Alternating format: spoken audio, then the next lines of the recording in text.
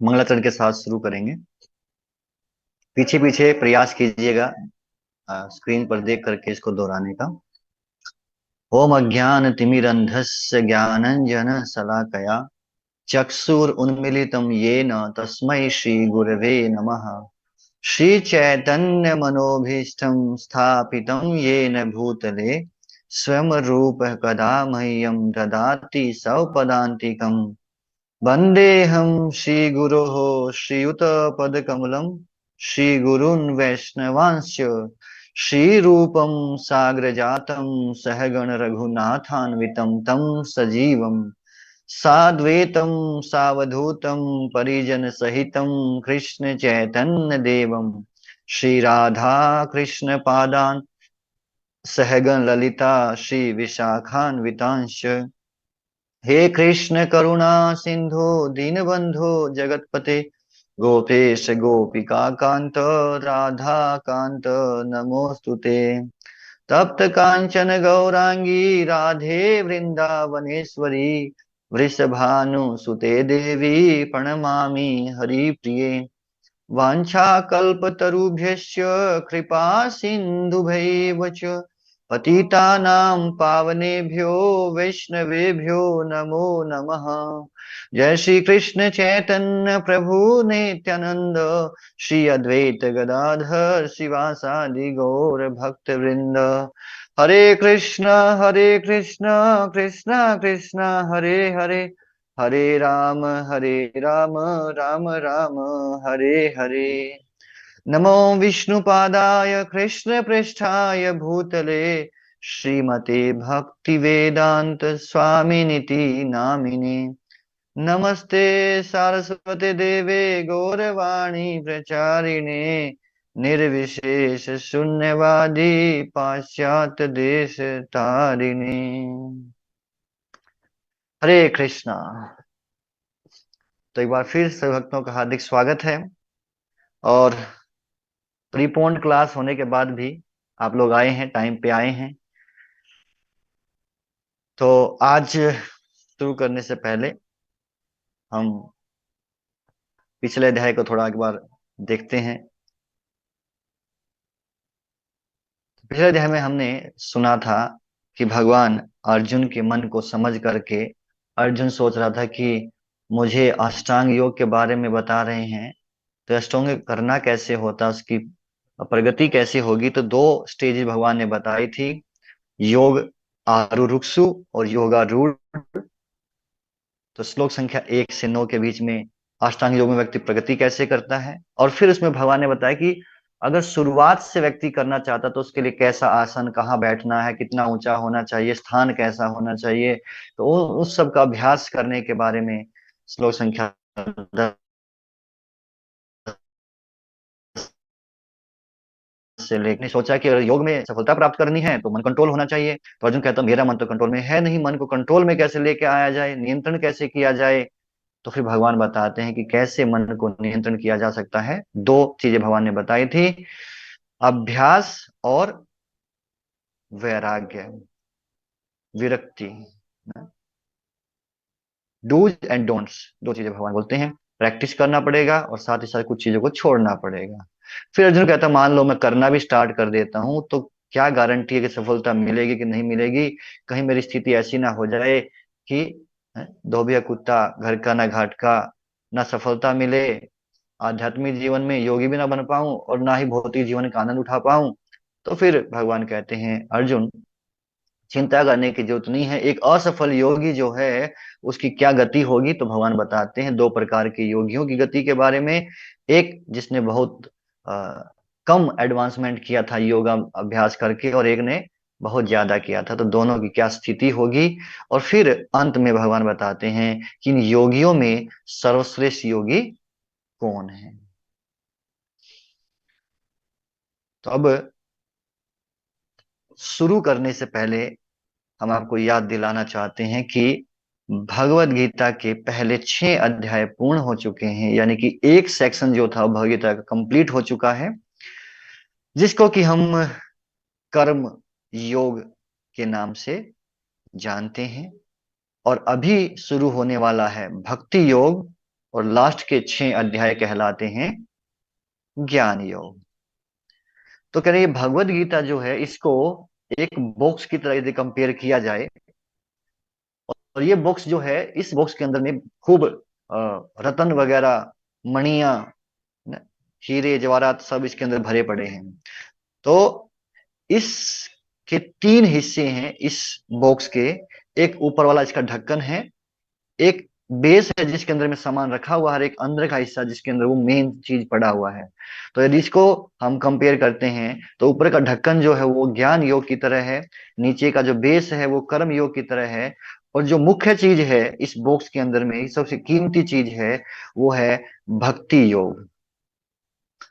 तो भक्ति सबसे महत्वपूर्ण है, इसलिए भक्ति योग को दोनों के बीच में रखा गया है। बिना भक्ति के कर्म भी किसी काम का नहीं है, और बिना भक्ति के वो ज्ञान भी किसी काम का नहीं है। इसलिए भक्ति के साथ में ही जब कर्म और ज्ञान को मिलाते हैं, तभी व्यक्ति को सफलता प्राप्त होती है।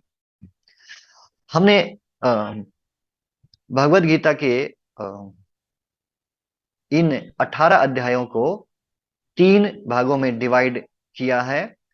तो एक तो 2 तरीके से डिवाइड किया था, अगर आपको याद हो। तो एक तो ये बता दिया था कि कर्मयोग, भक्ति योग और ज्ञान योग 3 पार्ट्स में डिवाइड है। इसके अलावा हमने इसको 3 पार्ट्स में और डिवाइड किया था। किसी को अगर याद है तो 3 पार्ट्स कौन से थे?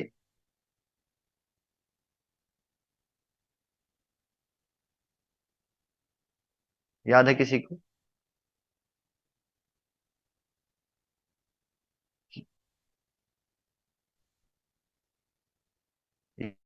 ये तो मैं बता चुका, ये 3 तो बताए जा चुके हैं। इसके अलावा दूसरे तरीके से भी इन 6 अध्यायों के 3 पार्ट्स किए गए थे। 3 भागों में इसको विभाजित किया गया था। पहले 6 अध्याय, हाँ बिल्कुल, पहला है स्वयं के बारे में, सेकंड भगवान कृष्ण के बारे में, एंड थर्ड वन इज, हाँ, भौतिक प्रकृति के बारे में। बिल्कुल सही है। तो स्वयं, कृष्ण और जगत। तो अभी तक हमने जो कंप्लीट किया वो स्वयं के बारे में, आत्मा के बारे में हमने चर्चा किया। अब स्टार्ट होने वाला है भगवत चर्चा, यानी कि कृष्ण के बारे में। और इस अध्याय का नाम अब पढ़ रहे हैं भगवत ज्ञान। शुरुआत यहां से भगवान के बारे में ज्ञान प्राप्त करना है। तो शुरुआत कैसे होती है इस अध्याय की? तो पिछले अध्याय में हमने ये अंतिम श्लोक पढ़ा था, जिसमें भगवान कहते हैं कि सर्वश्रेष्ठ योगी कौन है? योगी नाम अपि सर्वेशम मद गत अंतर आत्मनः श्रद्धावान भजते यो माम स में युक्त तमो मतः। तो वह कह रहे हैं सभी योगियों में सर्वश्रेष्ठ योगी वो है जो अपना मन मुझ पे लगाता है, श्रद्धा के साथ मेरा भजन करता है, वो सर्वश्रेष्ठ योगी है। तो अब अर्जुन के मन में प्रश्न उठता है कि वो जो सर्वश्रेष्ठ योगी है, उसको बनने के लिए क्या करना पड़ेगा? सर्वश्रेष्ठ योगी बनना है तो क्या करना पड़ेगा? तो भगवान कहते हैं, श्री भगवान उवाच मया सक्त मनः पार्थ योगम युंजम मदाश्रय असंशयम समग्रम मां यथा गायसी तत्सृणु। तो भगवान कहते हैं सर्वश्रेष्ठ योगी बनने के लिए आपको क्या करना पड़ेगा? मया सक्त मना पार्थ, हे पार्थ, अपने मन को मुझ में लगाओ। और यही बात पिछले श्लोक में बोला था कि उसको, जो अपने मन को भगवान में लगाता है वो सर्वश्रेष्ठ योगी है। अब प्रश्न ये उठता है कि वो कैसे, मन को कैसे लगाए? तो उसके लिए भगवान कहते हैं तत्सृणु, सुनो। सुनना बहुत जरूरी है। हियरिंग, हियरिंग से, क्योंकि भगवान को हम, कुछ चीजें ऐसी होती है जिसको हम डायरेक्टली नहीं देख पाते हैं, और ऐसे चीजों के बारे में जिसको हम नहीं देख पाते और जानना है, तो उसके लिए एक ही उपाय बचता है, उसके बारे में सुनना। किससे? जो उस वस्तु को जानता है, उस व्यक्ति को जानता है, उस स्थान को जानता है ना? तो सुनना पड़ेगा। तो ये सुनना पड़ेगा। अब भगवान कह रहे हैं, हे पृथा पुत्र, अब सुनो कि किस तरह मेरी भावना से पूर्ण होकर और मन को मुझ में आसक्त करके योगाभ्यास करते हुए मुझे पूर्णतः संशय रहित जान सकते हो। कि भगवान को यदि पूर्ण रूप से जानना है, तो क्या करना पड़ेगा, इस तरह से सुनना होगा। तो भगवान सुना रहे हैं कैसे आप मेरे अपने मन को मुझ में लगा सकते हो, तो सुनना है। अब भगवान बता रहे हैं कैसे लगाना है। हीरिंग, भक्ति की शुरुआत होती है हीरिंग से, सुनने से। जब तक हम किसी व्यक्ति के बारे में नहीं सुनते हैं, उस व्यक्ति के बारे में नहीं जानते हैं, हम उस व्यक्ति से प्रेम नहीं कर सकते हैं। तो उसकी इंफॉर्मेशन निकालनी पड़ती है ना। जैसे जनरल भी आप लोग जानते हैं, जब किसी की मैरिज वगैरह होती है तो पहले क्या करते हैं, वो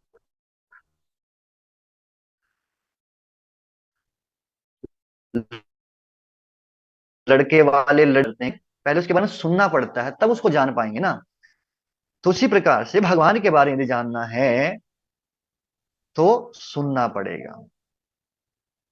अब यहाँ एक जो महत्वपूर्ण शब्द आया है, एक तो आ गया सुनो, सुनना। सुनने के ऊपर में भगवान फोकस कर रहे हैं कि सुनना पड़ेगा। अच्छा, ऐसा तो है नहीं कि अर्जुन सुन नहीं रहा था, है? अर्जुन तो ध्यान से सुन रहा था ना।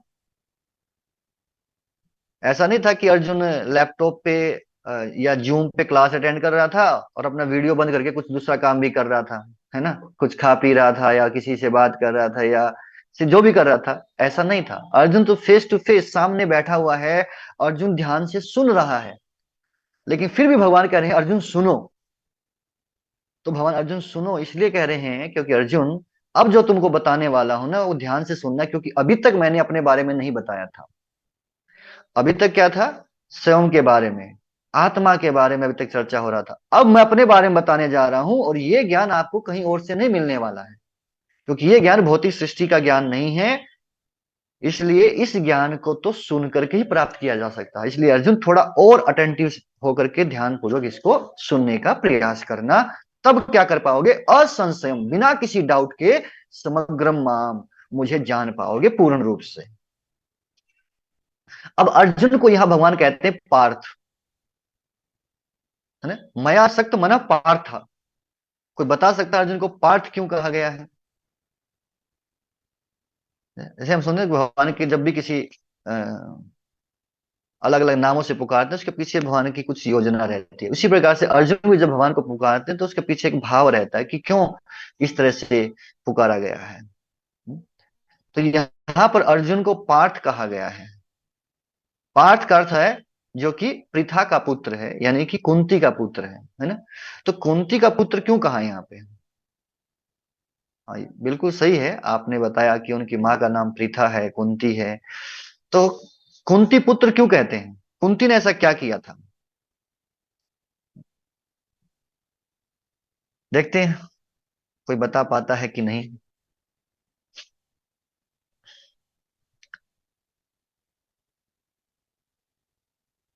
लग रहा थोड़ा मुश्किल सवाल आ गया है। ओके,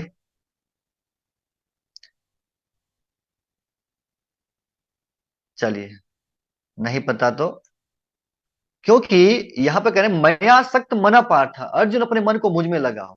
भगवान कह रहे हैं जैसे तुम्हारी माँ ने लगा रखा था। जो पृथा है, जो कुंती है, उसका मन हमेशा भगवान में लगा रहता था, है ना? और इस चीज को और आप जानना चाहते हैं तो श्रीमद् भागवतम के अंदर में फर्स्ट कैंटो में आता है कुंती महारानी की प्रार्थनाएं। तो किस प्रकार से कुंती भगवान कृष्ण से प्रार्थना करती है कि हे कृष्ण, मेरा जो मन है उसको आप अपने अंदर लगा लो, है ना। नहीं तो मेरा मन कहाँ लगता है, मेरे परिवार और ससुराल, दो दो है मेरी फैमिली, एक मायका एक ससुराल। तो मेरे को उन उधर से मेरे मन को हटा करके और उस मन को आप अपनी तरफ लगा लीजिए। तो भगवान कह रहे हैं, जिस प्रकार से तुम्हारी माता की जो भावना है अर्जुन, वैसी भावना तुम अपने अंदर लेकर के आओ, अपना मन मुझ में लगाओ। ठीक है। तो ऐसा है। अब हम इन पाप कर्म के बारे में सुन चुके हैं, पुण्य कर्म के बारे में, कर्तव्य के बारे में और भक्ति के बारे में हम सुना है। तो आज अब हम इसको एक डिवाइड करने वाले हैं एक स्केल के माध्यम से। एक स्केल है कि जो पाप कर्म है, पाप कर्म में स्वार्थ सबसे ज्यादा होता है, जहां व्यक्ति केवल अपने बारे में सोचता है। और जो भक्तिमय कर्म है वो बिल्कुल शुद्ध है, उसमें कोई स्वार्थ नहीं है, बिल्कुल निस्वार्थ है, तो वो हाईएस्ट है। तो 0 से लेकर के 10 तक की अगर रेटिंग देंगे तो पाप कर्म को मिलेगा 0 और भक्ति को मिलेगा 10 पॉइंट्स। और उसके बीच में दो कर्म और आ जाते हैं, पुण्य कर्म और कर्तव्य। अब प्रश्न ये है कि इनमें से कौन सा शास्त्रों के द्वारा वर्जित है? इन चारों में से, पाप कर्म, पुण्य कर्म, कर्तव्य या भक्तिमय कर्म में से कौन सा कर्म शास्त्रों के द्वारा मना किया गया है?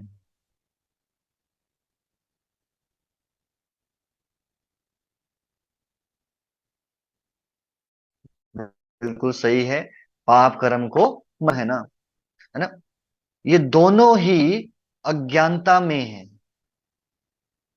क्योंकि दोनों ही कर्म बंधन में फंसाने वाले हैं, और दोनों ही कार्य किए जाते हैं अपने सुख, अपने स्वार्थ के लिए। बस इतना फर्क है कि पाप कर्म जो है वो गलत तरीके से व्यक्ति अपनी इच्छाओं को संतुष्ट करना चाहता है, और पुण्य कर्म क्या है कि जो शास्त्रों में निर्धारित किया गया है कि इस तरह से भी आप अपनी इच्छाओं को पूरा कर सकते हैं उसके द्वारा। लेकिन दोनों से ही क्या होगा, कर्म बंधन में फंसने वाला है व्यक्ति।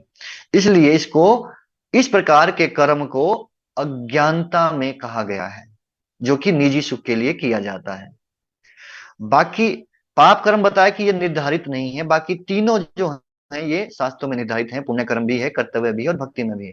पर पुण्य कर्म निर्धारित होते हुए भी इसको अज्ञानता में इसीलिए लिया गया है क्योंकि ये भी कर्म बंधन में डालने वाला है। उसके बाद आता है कर्तव्य। कर्तव्य का अर्थ है जब व्यक्ति में त्याग की भावना और बढ़ जाती है। अभी तक यहाँ क्या, कोई त्याग की भावना नहीं थी पाप कर्म के अंदर में, धीरे धीरे ये त्याग की भावना बढ़ती है।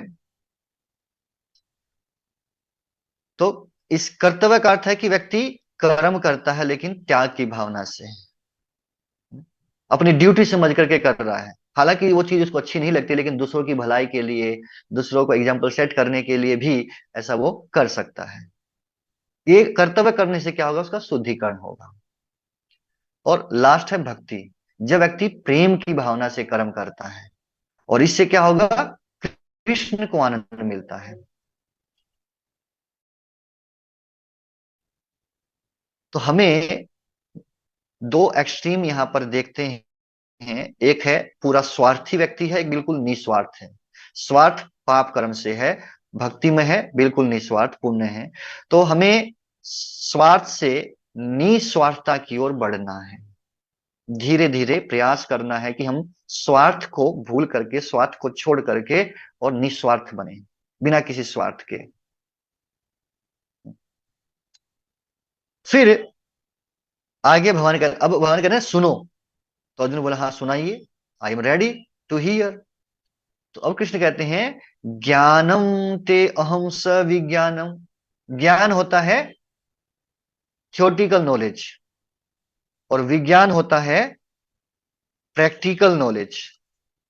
जैसे आप लोगों ने साइंस में पढ़ा होगा, है ना, लैब में जाते थे वहां पे प्रैक्टिकल करवाने के लिए। तो जो प्रैक्टिकल नॉलेज है दैट इज कॉल्ड विज्ञान, और जो थ्योरेटिकल नॉलेज है उसको कहते हैं ज्ञान।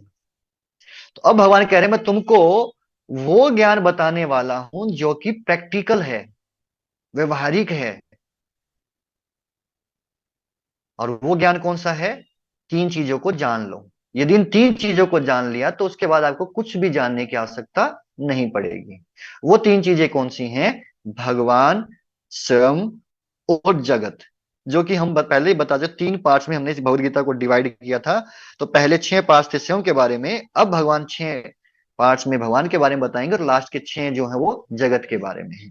तो भगवान कह रहे अगर इन तीनों को आप समझ गए और आपस में किस तरह से ये तीनों कनेक्टेड हैं, ईश्वर, जीव और प्रकृति, तो क्या होगा, वो ज्ञान जो है आपका वो पूर्ण ज्ञान है। और इस ज्ञान को जानने के बाद आपको कुछ भी जानने की आवश्यकता नहीं रहेगी, कुछ भी शेष नहीं रहेगा। तो अर्जुन बड़ा खुश हो गया, अच्छा यानी कि अगर मैंने इस चीज को जान लिया तो मुझे आगे कुछ भी जानना नहीं पड़ेगा। तो अर्जुन के मन में प्रश्न आता है, क्या इस ज्ञान को कोई भी जान सकता है? क्या हर व्यक्ति इस ज्ञान को जान सकता है क्या? तो भगवान कहते हैं नहीं अर्जुन। मनुष्याणाम सहस्रेषु कश्चित यत्ति सिद्धै यत्तामपि सिद्धानाम कश्चिन माम येति तत्वतः। तो भगवान कहते हैं अर्जुन, बहुत दुर्लभ है ऐसा व्यक्ति जो इस ज्ञान को जान पाता है। क्यों? क्योंकि हजारों में से कोई एक व्यक्ति प्रयास करता है इसको जानने का, और ऐसे हजारों में से जो हजारों लोग जो प्रयास कर रहे हैं उनमें से कोई एक विरला ही जान पाता है। इसलिए ये बहुत मुश्किल से है व्यक्ति जब इसको जान पाता है। हर कोई नहीं जान पाता। तो वो ज्ञान कौन सा है? अब भगवान उस ज्ञान के बारे में बताते हैं, अपनी शक्तियों के बारे में बताते हैं। तो भगवान सबसे पहले कहते हैं कि मेरी 8 प्रकार की भौतिक शक्तियां हैं। वो क्या है? भूमिरपो अनलो वायु खम मनो बुद्धिर एव च अहंकार इति यम में भिन्ना प्रकृति अष्टधा। कि मेरी 8 प्रकार की भौतिक प्रकृति जो है वो क्या है? पृथ्वी, जल, अग्नि, वायु, आकाश, मन, बुद्धि और अहंकार। जिनमें से ऊपर के जो 5 हैं, पृथ्वी, जल, अग्नि, वायु, आकाश, इसको कहा जाता है स्थूल तत्व या ग्रोस एलिमेंट। और जो बाकी 3 हैं जिनको कि सूक्ष्म तत्व या सटल एलिमेंट कहा जाता है। और ये सारी की सारी क्या है? भगवान की शक्तियां हैं, एनर्जी है, एनर्जी। पृथ्वी भी भगवान की एनर्जी है, जल भी भगवान की एनर्जी है, अग्नि भी, वायु भी, आकाश भी, मन भी, बुद्धि भी और अहंकार भी। ये सब भगवान की एनर्जी है। आइंस्टीन ने भी फॉर्मूला दिया था, energy is equal to, energy को मतलब मास में कन्वर्ट कर सकते हैं। मास और एनर्जी एक दूसरे को कन्वर्ट किए जा सकते हैं। इसने कितना सोच समझ करके, कितना टाइम लगा करके बेचारे ने फॉर्मूला खोजा। लेकिन भगवत गीता में भगवान कह रहे हैं कि पृथ्वी जो है, हालांकि मास है, but this is by energy, ये कन्वर्ट किया जा सकता है। उसके बाद भगवान कहते हैं एक तो मेरी ये शक्ति थी जिसको कि अपरा शक्ति कहते हैं। ये जो 8 शक्तियां बताई हैं, 8 शक्तियां बताई थी, जो 5 ग्रोस एलिमेंट और 3 सटल एलिमेंट, इसको कहते हैं अपरा शक्ति। फिर भगवान कहते हैं इसके अलावा मेरी एक पराशक्ति और भी है। ये अपराशक्ति थी और एक पराशक्ति भी है, और उस पराशक्ति को कहते हैं आध्यात्मिक शक्ति। और वो है जीवात्मा, यानी कि हम। जो आत्मा है वो भी भगवान की शक्ति है, लेकिन वो आध्यात्मिक शक्ति है जिसको कि पराशक्ति कहा जाता है। परा मतलब इस भौतिक संसार से परे है जो। तो यदि इस चीज को समझना चाहें तो जैसे गुड़िया है, ये अब गुड़िया देख रहे हैं, खिलौने देखते हैं, तो खिलौने क्या होते हैं? उसके अंदर जीवन नहीं है, उसके अंदर आत्मा नहीं है, तो वो क्या है? जड़ पदार्थ है। जब आत्मा उसके अंदर प्रवेश कर जाती है, यानी कि जड़ पदार्थ, जब हमारा शरीर से आत्मा निकल जाती है तो ये भी डेड मैटर की तरह ही है। लेकिन जब आत्मा आती है तो ये वर्क करता है। तो जड़ पदार्थ और जब चित्त कण यानी कि स्पिरिचुअल एलिमेंट जब मिलते हैं तो वो क्या बन जाता है? भगवान की पराशक्ति, या एक व्यक्ति कार्य करता है। लेकिन जो भगवान है वो केवल चिन्मय है, उसके अंदर जड़ पदार्थ नहीं है। हमारे अंदर जड़ पदार्थ और आत्मा दोनों मिलते हैं तब ये शरीर बनता है और ये काम करता है। लेकिन भगवान के अंदर में जड़ पदार्थ नहीं होता, वो केवल आध्यात्म, पूर्ण रूप से आध्यात्मिक है। उसके बाद भगवान अपनी शक्तियों को थोड़ा और बताते हुए कहते हैं, मत्त पत्रम नान्यत किंचित अस्ति धनंजय मयि सर्वम इदम प्रोक्तम मणिगणा इव। इस चीज को समझने से पहले इसका अर्थ क्या है? आपको एक फोटो दिखाई दे रहा है ना? इसमें एक माला दिखाई दे रही है, मोतियों की माला दिखाई दे रही है। प्रश्न ये है, इस मोतियों की माला में आपको क्या दिख रहा है और क्या नहीं दिख रहा है? इस मोतियों की माला में क्या दिख रहा है और क्या नहीं दिख रहा? बिल्कुल सही है, मोती दिखाई दे रहे हैं लेकिन धागा नहीं दिख रहा है। यही बात भगवान कहते हैं। भगवान कहते हैं, हे धनंजय, मुझसे श्रेष्ठ कोई सत्य नहीं है। जिस प्रकार मोती धागे में गुथे रहते हैं और वो धागा दिखाई नहीं देता, उसी प्रकार से सब कुछ मेरे ऊपर ही डिपेंड है, पर मैं दिखाई नहीं देता। तो यहां पर धागा किसको बता रहे हैं भगवान? अपने आप को, कि मैं धागे की तरह हूं और बाकी चीज क्या है? मोती की तरह है। तो मोती की माला तभी बनी रह सकती है जब धागा होगा, और धागा नहीं होगा तो मोती की माला नहीं, ये सब बिखर जाएंगे। उसी प्रकार से भगवान कह रहे हैं, मैं क्या करता हूं? हर चीज को धारण करके रखता हूं। और साथ ही साथ एक बात भगवान कहते हैं, मत परतरम ना अन्यत, हे धनंजय, हे अर्जुन, मुझसे श्रेष्ठ कोई सत्य नहीं है, मैं सबसे ऊपर हूं। तो यहां पर जो सत्य है, ये सत्य है ना, दो प्रकार के होते हैं। ट्रुथ, ट्रुथ होती है दो प्रकार की। एक को कहते हैं परम सत्य, दूसरा कहलाता है सापेक्ष सत्य, रिलेटिव ट्रूथ। और एक होता है एब्सोल्यूट ट्रूथ। एब्सोल्यूट ट्रूथ या परम सत्य उसको कहते हैं वो वाक्य जो हर समय और हर स्थान पर लागू हो। और सापेक्ष सत्य क्या है? जो समय और स्थान के अनुसार बदल जाता है ना?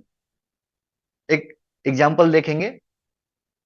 जैसे कहते हैं कि सूर्य रोशनी देता है, तो सूर्य रोशनी देता है, ये परम सत्य है, क्योंकि सूर्य का कार्य रोशनी देना ही है। वो हर स्थिति में रोशनी देता है। ठीक है। दूसरा है सापेक्ष सत्य। सापेक्ष सत्य मतलब, जैसे सिटी का नाम है, हो सकता है कि शहर का नाम बदल जाए। शहरों के नाम बदल रहे हैं, बदले जा सकते हैं। रेलवे स्टेशन का नाम बदलता है, उसका नाम बदला जा सकता है। या फिर ऐसे कह सकते हैं, जैसे मान लो कोई व्यक्ति आपसे मिलता है रास्ते में, और एक बेचारा कुछ एड्रेस ढूंढ रहा है, वो आपसे पूछता है कि भाई साहब, आप ये एड्रेस बता सकते हैं कि एड्रेस कहाँ पर है? और आप ये बोलो कि वो देखो, वो सामने जो कुत्ता बैठा ना, वो जिस घर के सामने कुत्ता बैठा है, वो एड्रेस वही है। ठीक है। अब वो कुत्ता परमानेंट नहीं है। अब हो सकता कुत्ता उधर से उठकर अगले घर पे जाके बैठ जाए, तो क्या हो जाएगा? वो ट्रुथ चेंज हो जाएगा। वो एब्सोल्यूट या कुत्ते के ऊपर डिपेंड कर दिया उसने, उस ट्रुथ को। समझ गए? तो ये क्या है? किसी के साथ तुलना करके जब बताया जा रहा है ना, जैसे वो बहुत अच्छा गाता है,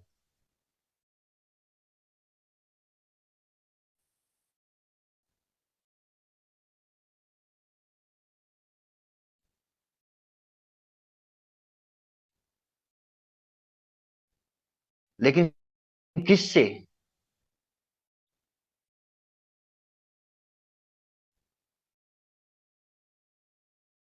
किससे अच्छा है? तो उस व्यक्ति से कंपेयर करने के बाद बताया कि ये अच्छा है ना। Recording in अब इस progress. फिगर में आप देखोगे कि जो बीच वाला सर्कल है इनमें से कौन सा बड़ा है?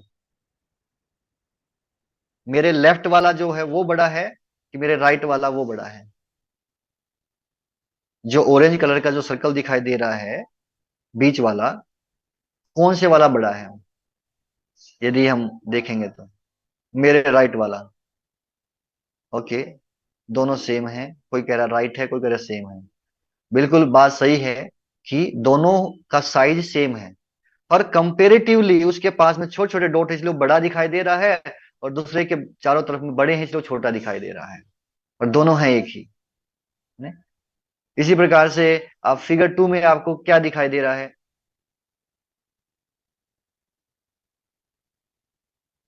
फिगर टू अगर देखेंगे, एक रैबिट दिखाई दे रहा है, बिल्कुल सही है।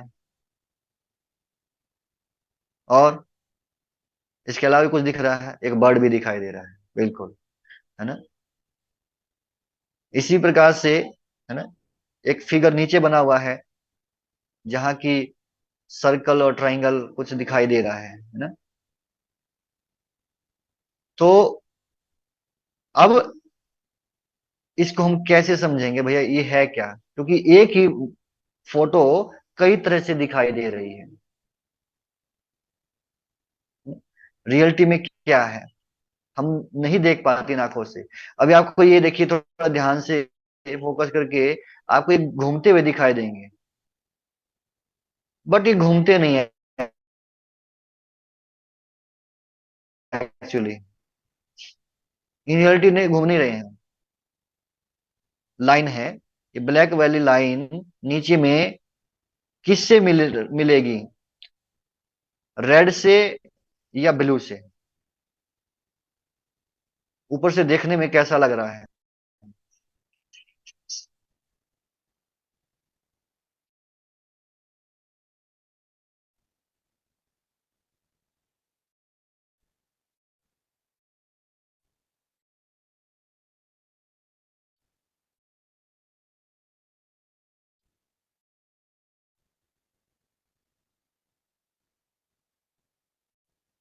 दोनों से। तो ऐसा होता नहीं है, दिस इज नॉट रियलिटी। इसलिए इसलिए भगवान कह रहे रियलिटी में जानना है तो सुनना पड़ेगा आपको, नहीं तो भ्रमित हो जाएंगे आप। इसलिए प्रभुपाद जी कहते हैं कि जब लोग पूछते हैं ना, क्या आपने भगवान को देखा है, तो कहते हैं हाँ भगवान को मैंने तो देखा है, और आप भी देख सकते हो, लेकिन भगवान को देखने के लिए योग्यता होनी चाहिए, कुछ क्वालिफिकेशन चाहिए।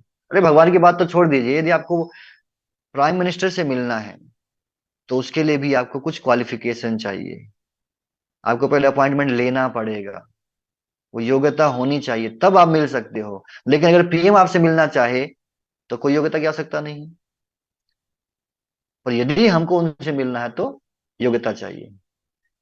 जैसे एक और एग्जांपल देते हैं, जैसे गाड़ी ड्राइव करते हैं, बेचारा गाड़ी ड्राइव कर रहा था, इसकी गाड़ी रास्ते में खराब हो गई। गाड़ी खराब हो गई तो इसको क्या खराबी है, इसको नहीं समझ में आ रहा है, इसको नहीं पता चल रहा है कि मेरी गाड़ी में क्या खराबी है। तो मैकेनिक के पास लेके जा रहा धक्का मार के। मैकेनिक के पास जाते ही मैकेनिक क्या करता है? चाबी लेगा, स्टार्ट करके देखेगा इंजन स्टार्ट हो रहा है कि नहीं हो रहा है, अरे हो रहा तो कैसी आवाज आ रही है, उस आवाज से वो पहचानता है कि इसके अंदर क्या प्रॉब्लम है ना? क्योंकि वो उस चीज के बारे में जानता है, इसलिए आवाज को सुन करके बता देता है ये प्रॉब्लम है, और तुरंत उसको ठीक कर सकता है। इसी प्रकार से, जैसे आप लोगों ने कभी किसी ने एक्सरे करवाया है, एक्सरे हुआ कभी किसी का? ओके। तो जब एक्सरे को आप देखते हो सामने में, कुछ समझ में आता है क्या है इसके अंदर, क्या बताया जा रहा है? जब तक कि डॉक्टर ना बताए। लेकिन जब उसी एक्सरे को डॉक्टर के पास लेके जाएंगे तो डॉक्टर बताएगा देखो ये प्रॉब्लम है आपकी, यहाँ पर ये चीज दिखाई दे रही है ना, ये दिक्कत है। हम नहीं समझ पाएंगे उसको। तो जिसको ज्ञान है ना, वही बता सकता है। उसी प्रकार से भगवान कह रहे हैं कि अगर मेरे बारे में जानना है तो क्या करना पड़ेगा आपको? सुनना पड़ेगा।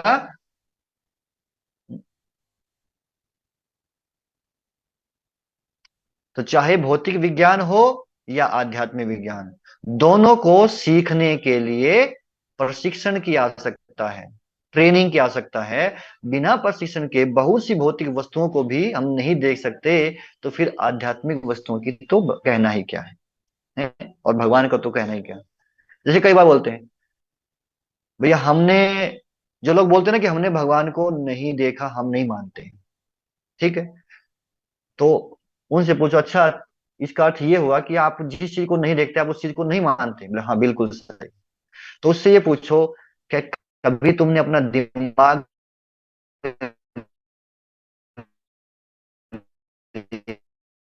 देखा है? Recording in progress. अगर वो आंखें नहीं है जिनसे हम भगवान को नहीं देख पा रहे हैं, तो इसका अर्थ ये थोड़ी होगा कि भगवान है ही नहीं। जिसके पास है वो तो देख रहा है।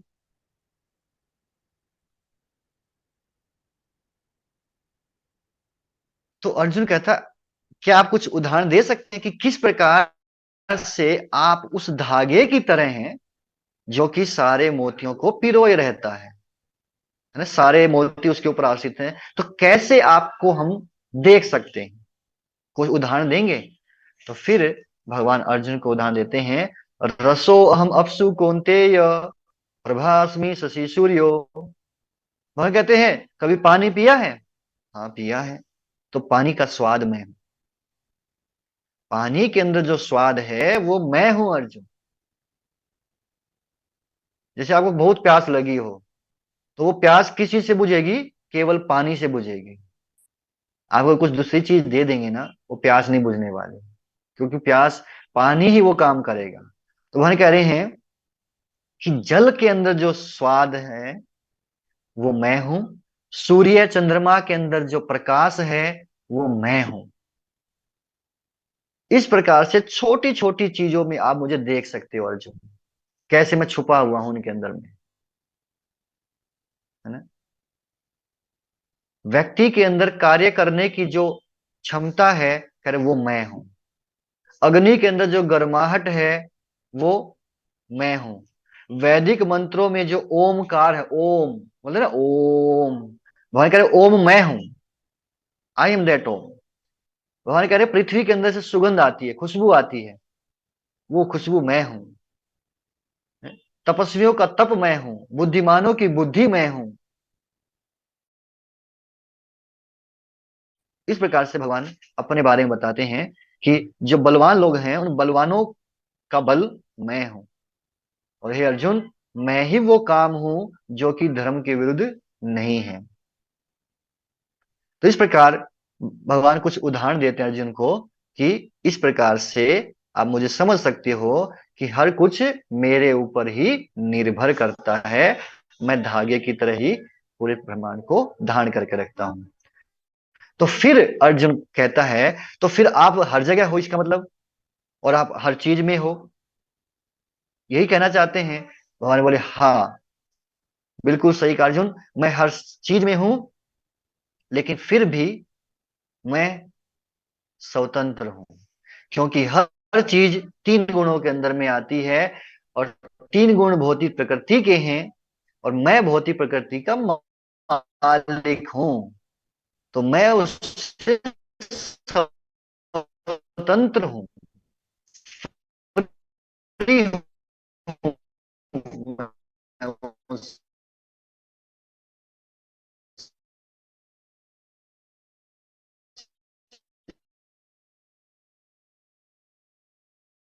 रखता हूं अर्जुन।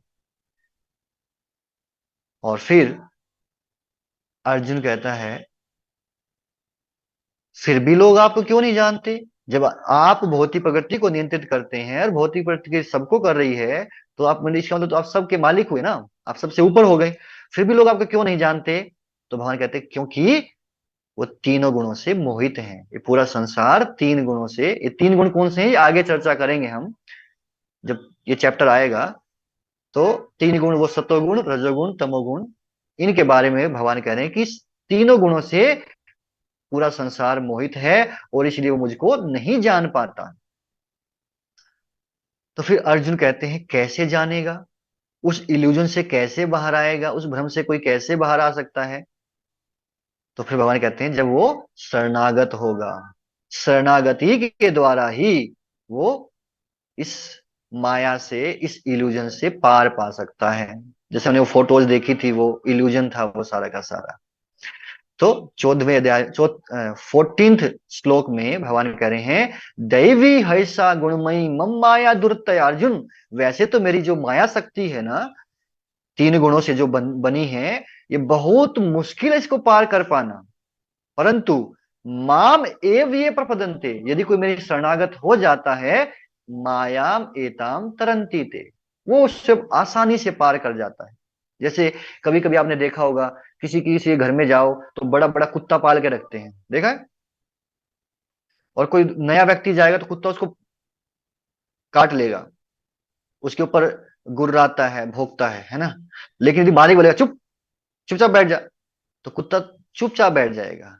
तो उसी प्रकार से भगवान कह रहे मेरी माया शक्ति बहुत मुश्किल है इसको पार करना, लेकिन अगर मैं, मेरे शरणागत हो जाओगे तो मैं उसको चुप करा दूंगा, उसको आराम से बिठा दूंगा, फिर आप उसको आराम से पार कर सकते हैं ना? तो उसके लिए शरणागति, शरणागति से ही व्यक्ति इस तीन गुणों के भ्रम से बाहर निकल सकता है। अब अर्जुन आगे पूछता है, क्या हर व्यक्ति शरणागत हो जाता है? भाई कहते नहीं नहीं नहीं, अर्जुन, हर व्यक्ति शरणागत नहीं होता। केवल 4 प्रकार के लोग मेरी शरण में आते हैं और 4 प्रकार के लोग नहीं आते हैं। तो सबसे पहले भगवान कहते हैं कौन कौन नहीं आता अर्जुन वो सुनो। कौन लोग शरणागत नहीं होते। तो सबसे पहले कहते हैं न माम दुष्कृतनो मूढ़ः प्रपदन्ते नराधमाया माया अप्रतिज्ञानः आसुरम भावम आश्रितः। कह रहे जो दुष्कृति हैं, दुष्कृति का अर्थ है जिनकी बुद्धि गलत कार्यों में लगी होती है, उसको बोलते हैं दुष्कृति। जो कि दुष्ट लोग हैं, दूसरों को कष्ट देते हैं, या जिनका दिमाग गलत चीजों में लगता है, तो ये कह रहे दुष्कृति ये 4 प्रकार के होते हैं। पहला है मूढ़ा। मूढ़ का अर्थ होता है मूर्ख, है ना। कह रहे जिस प्रकार से गधा होता है उसी प्रकार से ये लोग होते हैं मूर्ख। इनकी पहचान क्या है। कह रहे इनकी पहचान ये है कि ये कहेंगे हमारे पास टाइम नहीं है। आप उनको बोलो कि भगवान के पास आओ दर्शन करो, नहीं नहीं टाइम नहीं है हमारे पास, मरने तक का टाइम नहीं है हमारे पास, बहुत बिजी, सो बिजी। जैसे गधा बिजी रहता है ना, गधा बिजी रहता है दूसरे के लिए, फालतू मेहनत करता है, धोबी के लिए काम करता है वो, और उसको मिलता है क्या लास्ट में, थोड़ा सा घास फूस। उसी प्रकार से व्यक्ति पूरा मेहनत करेगा लेकिन मिलेगा क्या, थोड़ा सा खाने के लिए मिलेगा, और कितना खाएगा। एक व्यक्ति मान लो 10,000 रुपये कमाता है, वो 4 रोटी खाएगा, और वो 80,000 कमाने लग जाए कितनी खाएगा, तो भी 4 ही खाएगा। वो ज्यादा नहीं कमाने वाला है, ज्यादा नहीं खाने वाला है, जितनी सामर्थ्य है पेट का उतना ही खाएगा। तो कह रहे पहले लोग वो हैं जिनको मूर्ख कहते हैं प्रभु जी, मूड कह, भगवान कह रहे हैं मूढ़ा। जो ये कहते हैं कि हमारे पास टाइम नहीं है, नो टाइम। आप उनको बोलो गीता पढ़ लो, नो टाइम। जब कर लो, नो टाइम। मंदिर दर्शन करो, नो टाइम। तो ये नो टाइम वाले। सेकंड, फिर आता है नराधमा। नराधम का अर्थ है मनुष्यों में अधम। मनुष्य में अधम का अर्थ है कि मनुष्य जीवन जिस काम के लिए मिला है उस काम को छोड़ करके व्यक्ति दूसरे काम करता है। तो ऐसे लोग की पहचान क्या है। ऐसे लोग जो हैं आप उनको बोलोगे कि आप आओ मंदिर आओ, बोलेंगे आएंगे।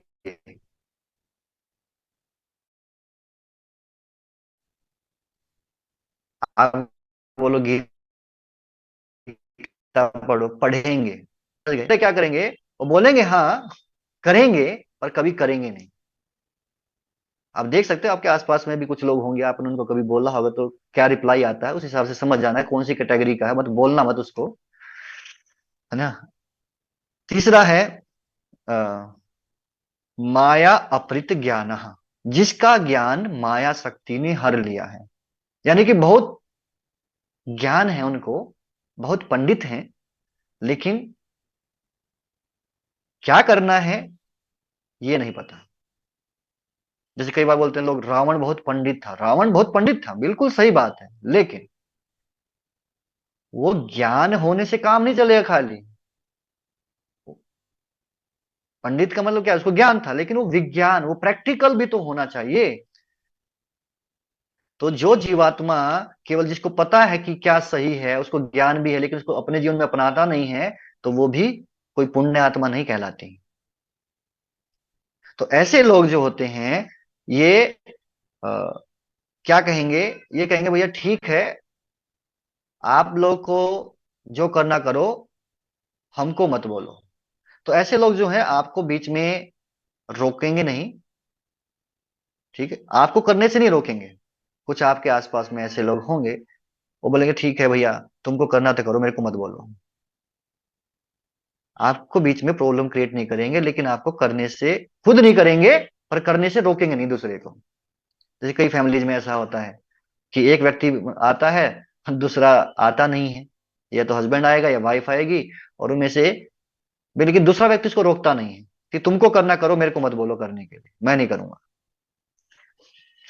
और इस कैटेगरी में वैसे आते हैं, बोलते हैं कि जो विद्वान हैं, दार्शनिक हैं, वैज्ञानिक हैं, व्यापारी हैं, अ, और जो शासक हैं, ऐसे जो ऊंचे पद पर हैं ऐसे लोग होते हैं।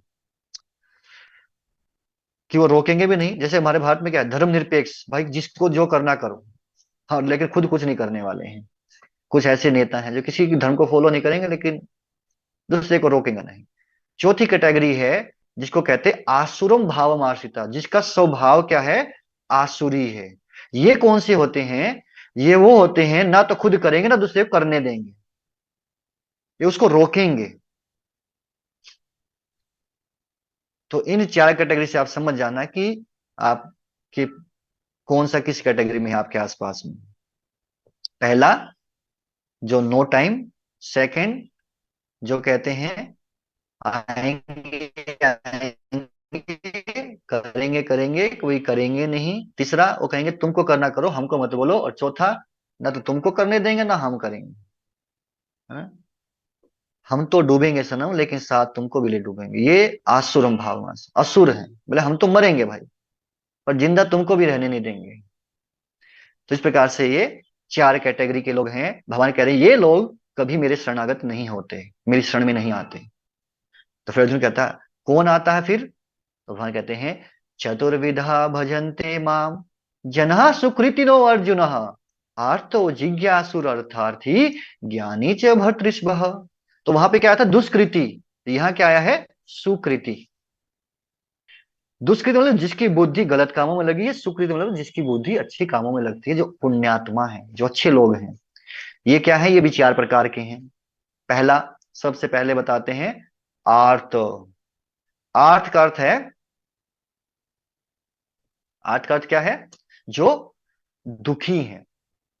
बेचारे किसी का कोर्ट केस चल रहा है, वो आएगा भगवान के पास, भगवान थोड़ा केस थोड़ा जिता देना। या जो बीमार है, ऑपरेशन होना है, थोड़ा सक्सेसफुल हो जाए, भगवान इतने दिन से बीमार पड़े हैं, कुछ तो हो जाए, है ना?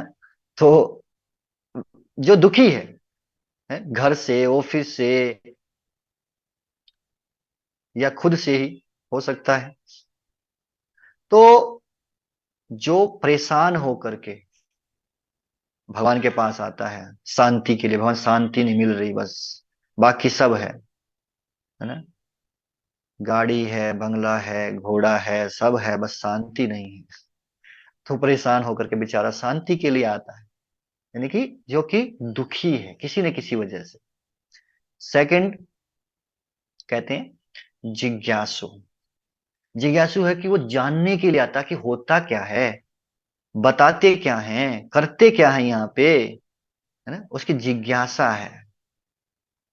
तीसरा है अर्थार्थी। अर्थार्थी का अर्थ है जिसको धन चाहिए, धन चाहिए, नौकरी चाहिए, ऐसा व्यक्ति जो आता है कि भगवान मेरे को ये चाहिए वो चाहिए।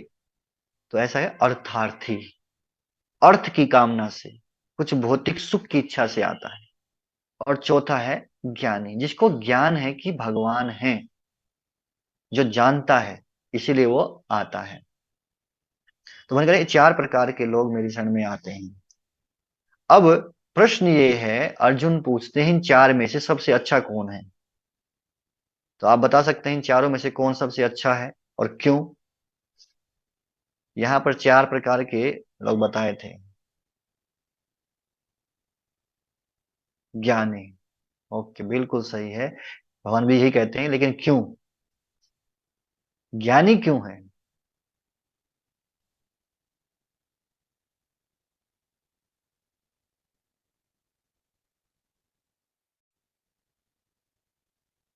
यस, क्योंकि एक्सपेक्टेशन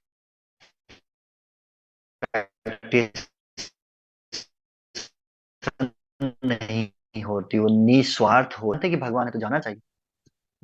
तो निस्वार्थता के कारण ज्ञानी को सर्वश्रेष्ठ कहा, बिल्कुल सही है। आप सब बड़े समझदार हो चुके हैं, है ना, गीता पढ़ पढ़ के। तो भगवान ने भी यही कहा कि अर्जुन ज्ञानी है जो, वो सर्वश्रेष्ठ है इन चारों में। तो अर्जुन बोला क्या खास उस ज्ञानी में? तो ये तो हो गया निस्वार्थ है, क्योंकि उसमें स्वार्थ से वो आगे बढ़ चुका, कर्तव्य की भावना कम से कम उसके अंदर में आ चुकी है ना? पाप और पुण्य से ऊपर उठ चुका है।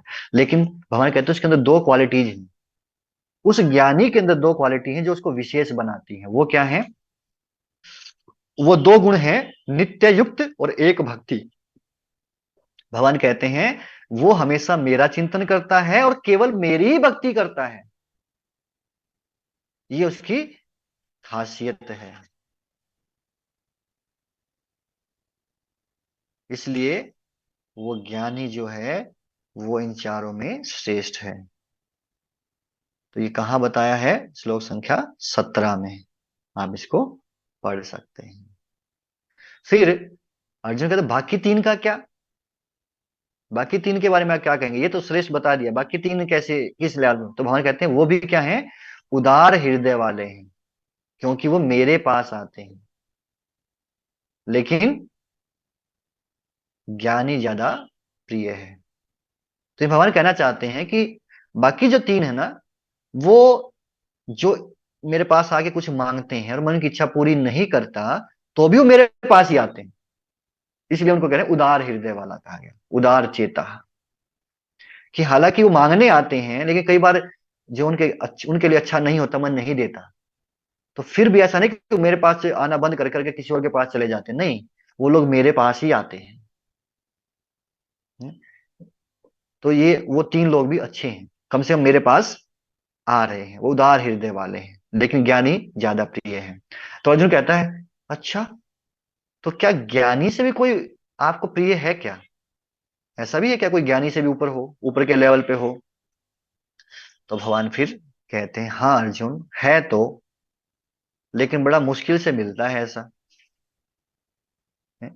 ऐसा महात्मा बड़ा दुर्लभ है। कई जन्मों के बाद एक ज्ञानी जो है इस स्तर पर पहुंच पाता है, जो ज्ञानी से भी प्रिय है भगवान को। कैसे? तो श्लोक संख्या 19 में भगवान कह रहे हैं बहुनाम जन्मनाम अंते ज्ञानवान माम प्रबदन्ते। बहुत जन्मों के बाद जब व्यक्ति को यह ज्ञान होता है, कौन सा ज्ञान? वासुदेव सर्वमिति। भगवान वासुदेव, भगवान कृष्ण ही सब कुछ हैं। स महात्मा सुदुर्लभ, दुर्लभ, दुर्लभ बोलते हैं जो बड़ा मुश्किल से मिले, और सुदुर्लभ जो दुर्लभ से भी दुर्लभ है। तो कह रहे ऐसा महात्मा बड़ा मुश्किल है जिसको ये विश्वास हो कि भगवान कृष्ण ही सब कुछ हैं। तो भगवान कह रहे ऐसा व्यक्ति मुझे ज्ञानी से भी ज्यादा प्रिय है, लेकिन बड़ा मुश्किल से मिलता, रेयर स्पीशीज है ऐसी। तो एक ऐसे महात्मा हैं जो हुए, उनका नाम हुआ शिला प्रभुपाद, जो कि एक महात्मा का उदाहरण है, जिनको ये विश्वास था वासुदेव सर्वमिति, कि भगवान कृष्ण ही परम भगवान है, वही सब कुछ है ना? ऐसा विश्वास वो था उनको। और इनके बारे में यदि आप जानना चाहते हैं, पढ़ना चाहते हैं, तो आप अमेजन से सर्च करके और ये पुस्तक मंगवा सकते हैं, प्रभुपाद लीलामृत, जो इनके बर्थ से लेकर के और शरीर छोड़ने तक क्या क्या जीवन में घटनाएं घटी, किस प्रकार इनका फेथ था भगवान के ऊपर में, कितने कष्ट आए, लेकिन फिर भी वो फेथ हटा नहीं, वो डिगा नहीं। ये इस्कॉन की स्थापना ऐसे ही नहीं होगी, बहुत कुछ पापड़ बेलने पड़े थे, बहुत कष्ट उठाया। आप पढ़ेंगे तो रो पड़ेंगे इनकी बायोग्राफी को जब पढ़ेंगे तो। लेकिन एक चीज समझ में आएगी कि भगवान के ऊपर कितना फेथ था। और इससे क्या होगा, इसको पढ़ करके हमारा भी फेथ बढ़ता है, क्योंकि ये बहुत पुरानी बात नहीं है कि किसी व्यक्ति का भगवान के ऊपर इतना फेथ हो। है? तो उसको हम भी अपने फेथ को बढ़ा सकते हैं। तो प्रभुपाद लीलामृत के नाम से हिंदी और इंग्लिश दोनों में ये अवेलेबल है। और अगर छोटा पार्ट भी आता है इसका, स्मॉल बुक्स, स्मॉल पार्ट भी आता है, कंडेंस फॉर्म, वो 100 या 200 रुपीज का आएगा। और ये अगर बड़ा लेना है तो ये लगभग इतना है। इनके बारे में पढ़ेंगे तो आपको और मोटिवेशन आएगा, भगवान के ऊपर किस प्रकार से व्यक्ति फेथ कर सकता है अपने दुख के समय पर भी। फिर अब अर्जुन कहता है कि जो लोग आपको समर्पण नहीं करते, वो जो चार प्रकार के लोग थे, ना माम दुष्कृतनो मूढ़ा, मूढ़, मूर्ख व्यक्ति जो था, नराधम जो था, तो वो आपको समर्पण नहीं करते, लेकिन हो सकता किसी और को करते हो। ऐसा भी तो हो सकता है ना, कि आपको समर्पण नहीं करते लेकिन किसी और को करते हैं। उनके बारे में आप क्या कहना चाहते हैं? तो वहां कहते हैं हाँ, ऐसे कुछ लोग हैं जो मेरे पास नहीं आते, लेकिन वो कहाँ जाते हैं? दूसरे देवताओं के पास में जाते हैं, देवी देवताओं के पास जाते कुछ मांगने के लिए, अपनी इच्छाओं की पूर्ति के लिए हैं। तो वहां कहते हैं, क्योंकि उनकी बुद्धि भौतिक इच्छाओं द्वारा भ्रमित हो चुकी होती है। उनकी बुद्धि के ऊपर एक कवर लगा दिया जाता है ना। और वो जल्दी रिजल्ट पाना चाहते हैं, इसीलिए ऐसे लोग देवताओं के पास जाते हैं, मेरे पास नहीं आते। दुख में भी वो देवताओं के पास जाएंगे। तो अर्जुन पूछता, जो देवताओं के पास जाते हैं, उनकी पूजा करते हैं, तो उनको क्या मिलता है, उसका रिजल्ट क्या होता है? तो भगवान कहते हैं, वो देवताओं से जो भी रिजल्ट मिलता है वो अंतवंत है। वो ऐसा मिलता है जो नष्ट होने वाला है।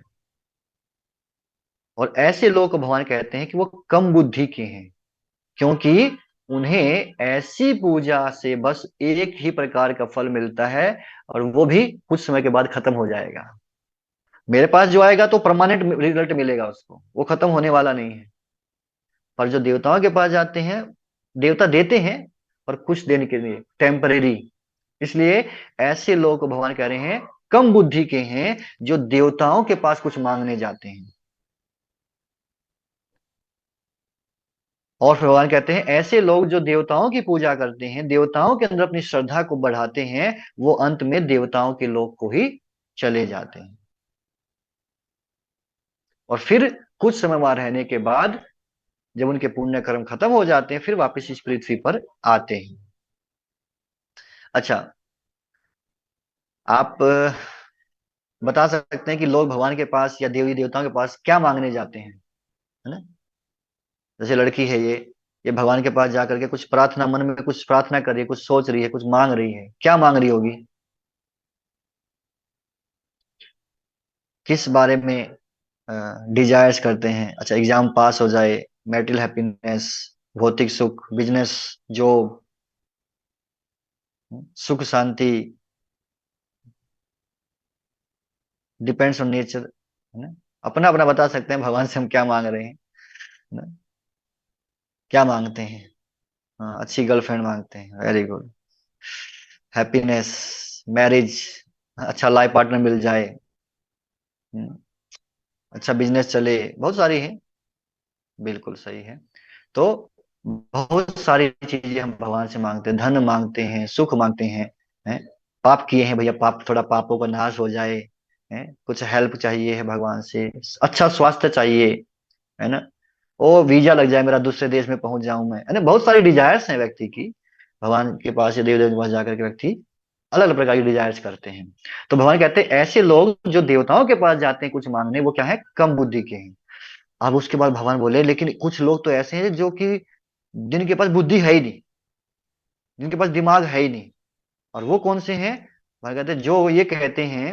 अर्जुन पूछता कौन है? भगवान बोले, जो ये कहते हैं कि भगवान का कोई आकार नहीं, निराकार मानते हैं भगवान को। करे जो निराकार बोलते हैं, वो तो उनके पास तो दिमाग ही नहीं है। भगवान कह रहे हैं कि उनको लगता है कि पहले मैं निराकार था, अब मैंने एक रूप ले लिया है? तो ऐसे लोग के बारे में भगवान कहते हैं कि उसके पास तो बिल्कुल बुद्धि है ही नहीं। बुद्धिहीन कहते हैं भगवान उसको, है ना? इसका जब अनुवाद पढ़ेंगे तो इसमें लिखते हैं कि बुद्धिहीन मनुष्य मुझको ठीक से न जानने के कारण सोचते हैं कि मैं पहले निराकार था और अब मैंने इस स्वरूप को धारण किया है। वे अल्प ज्ञान के कारण मेरी अविनाशी तथा सर्वोच्च प्रकृति को नहीं जान पाते। हम्म? तो कहते हैं भगवान निराकार है। तो ऐसे लोग को भगवान कहते हैं बिल्कुल बुद्धि नहीं है। और जो देवताओं के पास जाते हैं उनको कहते हैं थोड़ी बुद्धि है, उनकी बुद्धि कम है। अब अर्जुन कहता है कि ये आपके रूप को स्वीकार क्यों नहीं करते, निराकार क्यों मानते हैं, शाश्वत रूप को स्वीकार क्यों नहीं कर लेते ये लोग, हैं? तो फिर भगवान कहते हैं, क्योंकि मैं उनको अब ढक देता हूं। मैं अपने आप को ढक देता हूं अपनी माया शक्ति से, जिससे वो मुझको समझ नहीं पाते। नाहम प्रकाश सर्वस्व योग माया समावृत, मूढ़ो अयम नाभि जानाति लोको माम अजम अवयम।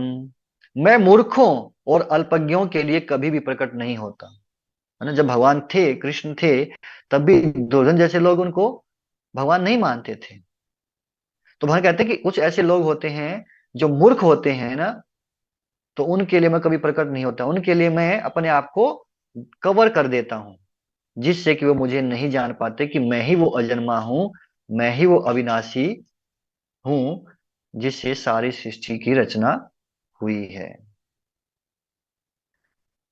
तो भगवान कहते हैं मैं अपनी माया शक्ति से कवर कर देता हूं। तो प्रश्न ये है कि माया बड़ी है कि भगवान बड़े हैं? यदि माया भगवान को ढक देती है तो कौन बड़ा हुआ, माया या भगवान? अच्छा, भगवान बड़े हैं, सब भगवान कह रहे हैं। हम्म, ओके, तो बिल्कुल सही है, बड़े तो भगवान हैं। तो लेकिन फिर माया भगवान को कैसे ढक देती है, इस चीज को समझने के लिए एक एग्जाम्पल देखते हैं कि जिस प्रकार से जो सूर्य होता है ना, तो सूर्य को कभी कभी बादल ढक देते हैं, ढक देते हैं। प्रश्न ये है कि बादल ने किसको ढका है, सूर्य को ढकता है या मेरी नजरों को ढकता है, मेरी आंखों को, मेरे देखने की जो अ, दृष्टि है उसको कवर कर देता है? तो वास्तव में बादल किसको कवर करता है, सूर्य को या हमारी दृष्टि को? हमारी दृष्टि को, बिल्कुल सही है। उसी प्रकार से कृष्ण क्या है, सूर्य के समान है, माया बादल के समान है। तो भगवान हमारी दृष्टि को माया से कवर कर देते हैं ताकि हम भगवान को ना देख पाए। माया कभी सूर्य को ढक नहीं सकती, बादल तो छोटा सा होता है टुकड़ा, सूर्य तो पृथ्वी से भी कई गुना बड़ा है।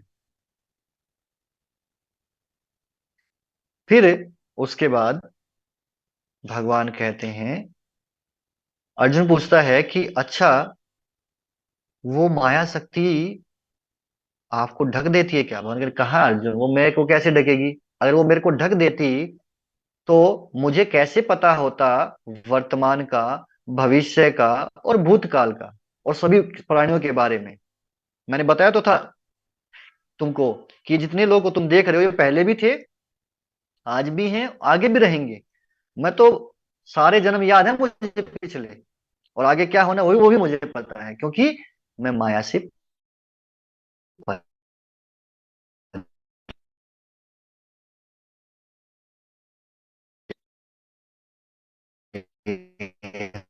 हूँ। माया जो भौतिक प्रकृति है, इसके तीन गुण किसी को नहीं ढक पाती तुम्हारी तरह अर्जुन। तो अर्जुन कहते कैसे ढकती है ये माया? तो वह कहते हैं वो जो बादल बताया था ना, जो माया का बादल था जो कृष्ण को ढक रहा है, तो ये बादल बनता है दो चीजों से, एक है इच्छा, दूसरा है द्वेष। इच्छा और द्वेष से वो बादल बनता है, और वो बादल क्या करता है, ढक देता है हमारी दृष्टि को, जिससे कि हम भगवान को नहीं देख पाते।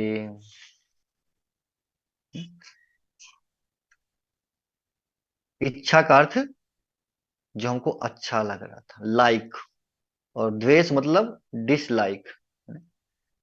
आजकल लोग वीडियो देखते हैं यूट्यूब पे, तो किसी पे लाइक कर देते हैं, किसी को डिसलाइक कर देते हैं। लाइक और डिसलाइक, ये मेरे को अच्छा लगता है और ये मेरे को खराब लगता है।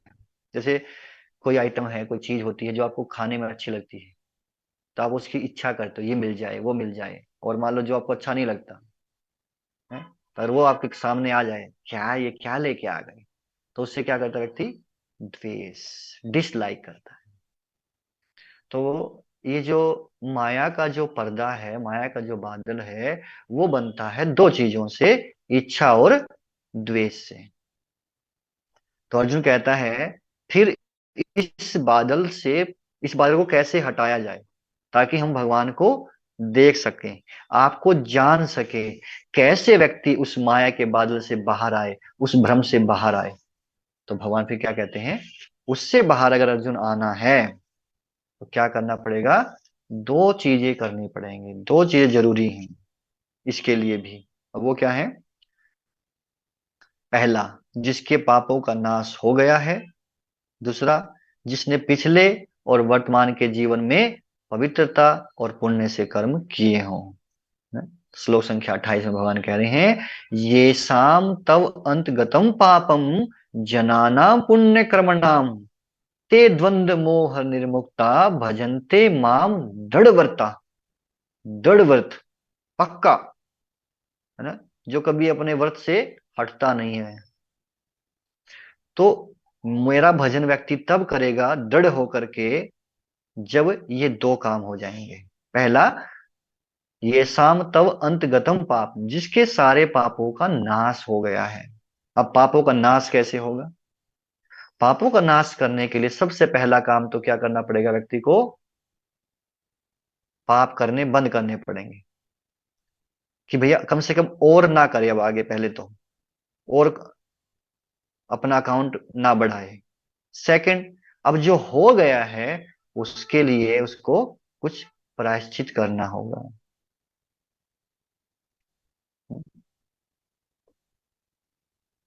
तो वो पापों का नाश होगा। दूसरा कहते फिर, उसने पूर्व के जन्मों में और इस जन्म में पुण्य कर्म किए हो, कम से कम पुण्य कर्म करे। पाप कर्म बंद करके पुण्य करे कम से कम, तब वो इस मोह से, इस द्वंद्व से, जो लाइक और डिसलाइक का द्वंद्व था, इससे वो बाहर निकल सकता, इच्छा और द्वेष का जो द्वंद्व था उससे बाहर निकल सकता, और मेरी भक्ति में, मेरी सेवा में संकल्प के साथ, दृढ़ता के साथ लगा रह सकता है। और फिर उसके बाद आगे भगवान कहते हैं, अर्जुन, जो छह चीजों के बारे में कहते हैं भगवान, कि जो इन छह चीजों को जान लेता है वो मुझे जान जाता है। अब ये छह चीजें क्या हैं? ब्रह्म, अध्यात्म, कर्म, अधिभूत, अधिदेव और अधियज्ञ है। अगर कोई व्यक्ति इन छह चीजों को जान लेता है तो क्या होगा? वो मृत्यु के समय उस माया का जो बादल था उसको हटा करके और मुझे जान सकता है, मुझे समझ सकता है, मुझे देख सकता है मृत्यु के समय। इन छह चीजों को जान लेगी। अब अगला प्रश्न उठता है कि ये छह चीजें क्या हैं? तो भगवान यहीं पर इस अध्याय को समाप्त करते हैं। अब ये छह चीजें क्या हैं अर्जुन अगले अध्याय में पूछेंगे, क्योंकि उनको भी समझ में नहीं आया कि ये छह चीजें क्या हैं। और फिर भगवान इन छह चीजों का वर्णन अगले अध्याय में करेंगे। तो इस प्रकार से यहाँ सातवां अध्याय जो है वो पूर्ण होता है। अभी हमने इसमें क्या देखा कि भगवान अपनी शक्तियों के बारे में बता रहे हैं, कौन व्यक्ति भगवान को कैसे जान सकता है, कौन भगवान की शरणागत होता है, कौन नहीं होता है? और मूर्ख व्यक्ति कौन है, और वो कौन है जिसके पास बुद्धि है ही नहीं, उदार चेता कौन है। और फिर मृत्यु के समय भगवान का स्मरण कैसे होगा, तो कह रहे छह चीजें जानने के बाद में हो जाएगा।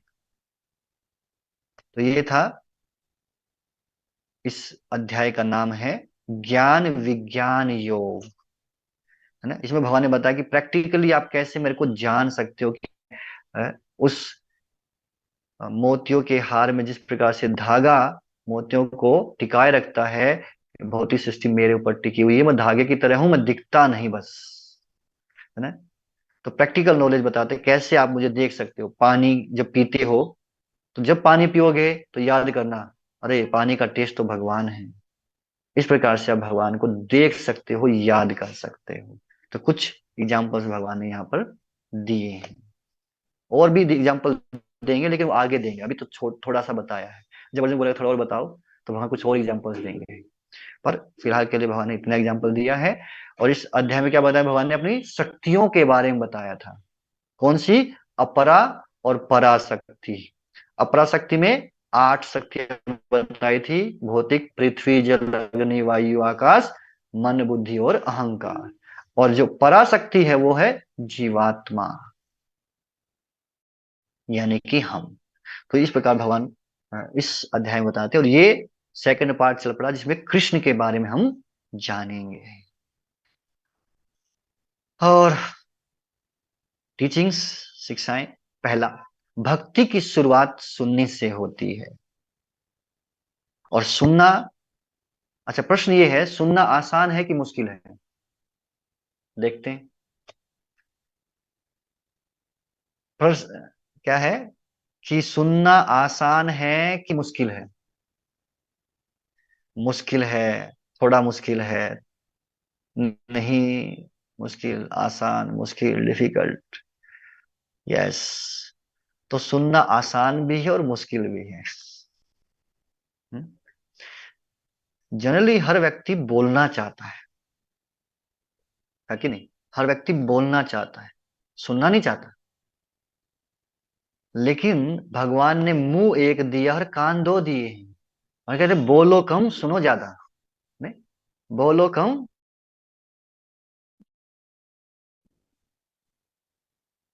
सुनो ज्यादा। सुनना इतना आसान नहीं है, लेकिन सुनना बहुत जरूरी है।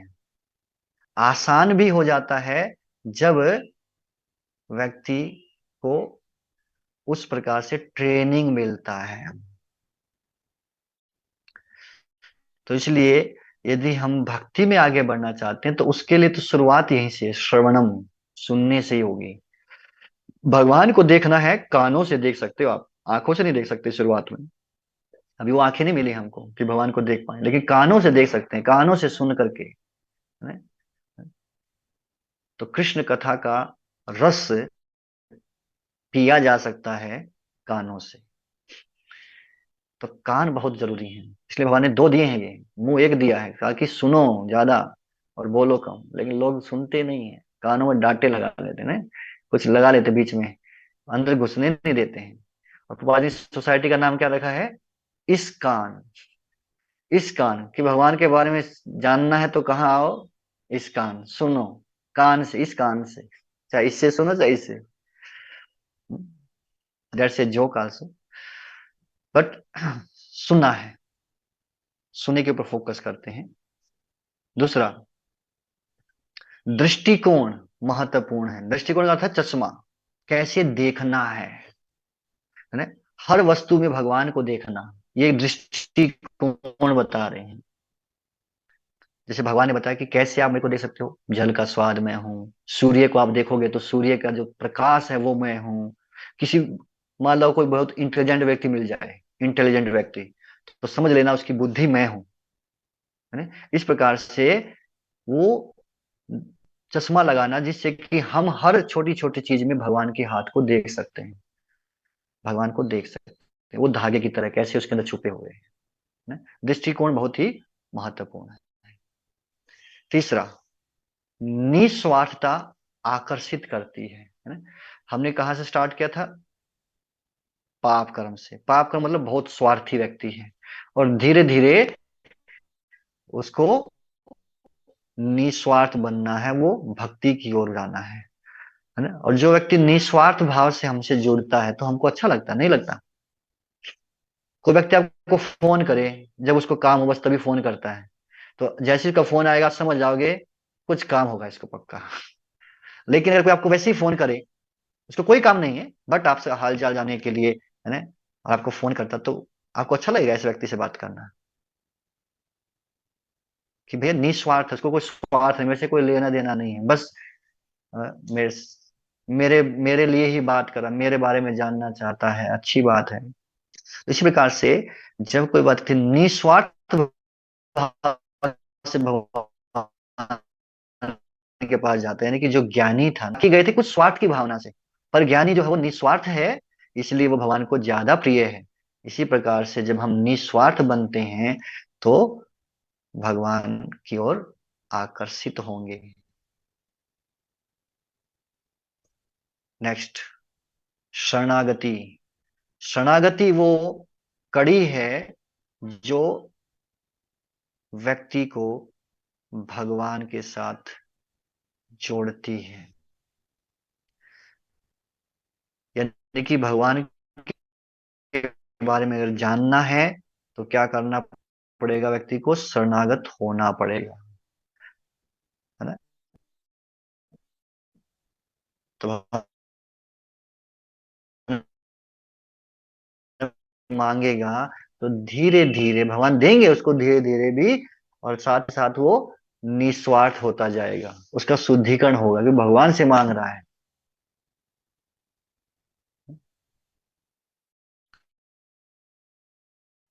वो शरणागत होना जरूरी है।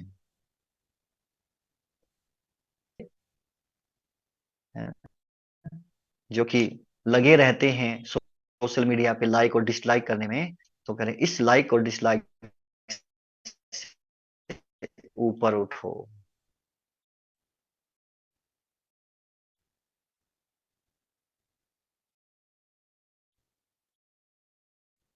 है ना। ईर्ष्या या द्वेष, उससे उसको छोड़ना है। और जो इच्छा है,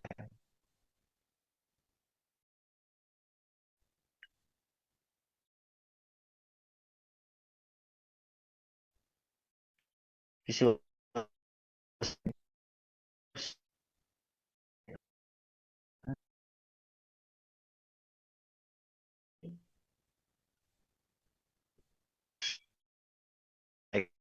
Recording in देनी चाहिए, progress. फिर जीत हमारी होकर के रहेगी। And last is homework. थोड़ा बड़ा दिखाई दे रहा है लिखने में। तो जैसा कि हमने सुना था कि सुनना बहुत महत्वपूर्ण है भगवान के बारे में, हियरिंग इज वेरी इंपॉर्टेंट।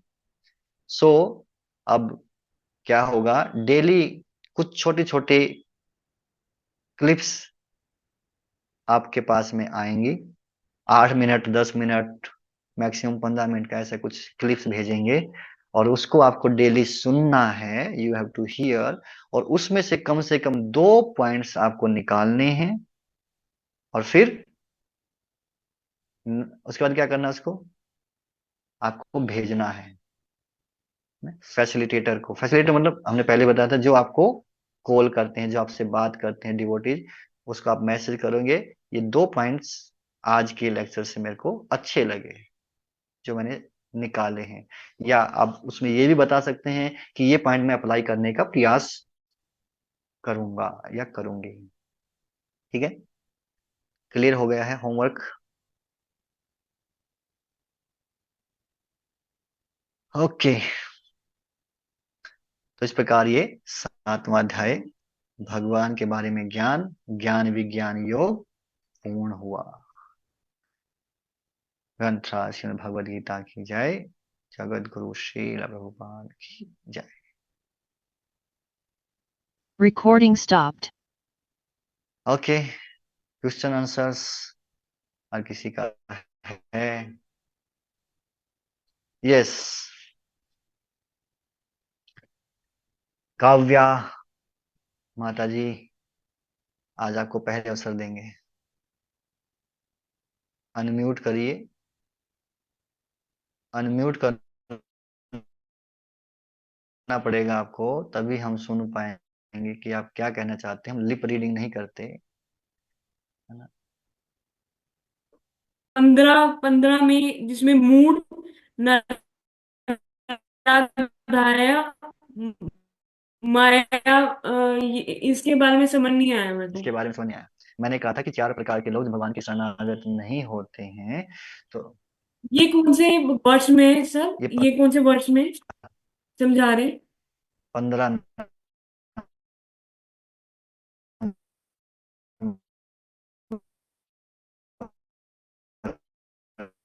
है। 15 पे में इंग्लिश का बुक है, कौन सी श्लोक पे का में नंबर खोलूं? बता, हम्म,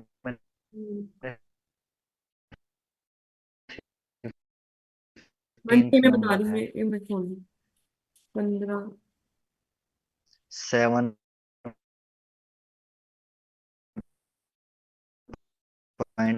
हाँ जी, हाँ जी, हाँ, खोल- मतलब इस साल को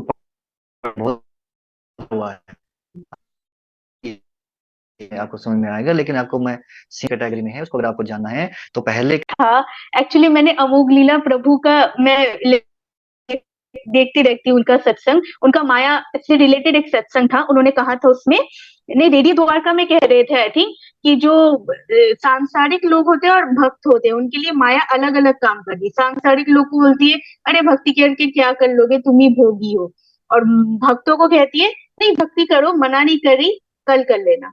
तो माया एक्चुअली में मतलब हमें एड करती है स्पिरिचुअल प्रोग्रेस में, या हमें डिस्ट्रैक्ट करती है, मतलब क्या करती है? मुझे कभी कभार एड लगता है, कभी कभार डिस्ट्रैक्ट लगता है। मुझे समझ में नहीं है।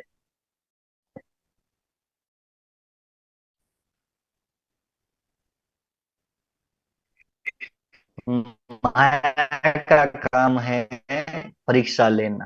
कैसे लेंगे? जब आपके सामने कठिनाई लाएंगे तो माया परेशानी करती है भक्ति करने के बीच में, ये उसका काम, दिस इज उसकी ड्यूटी ये है। अच्छा। समझ गए?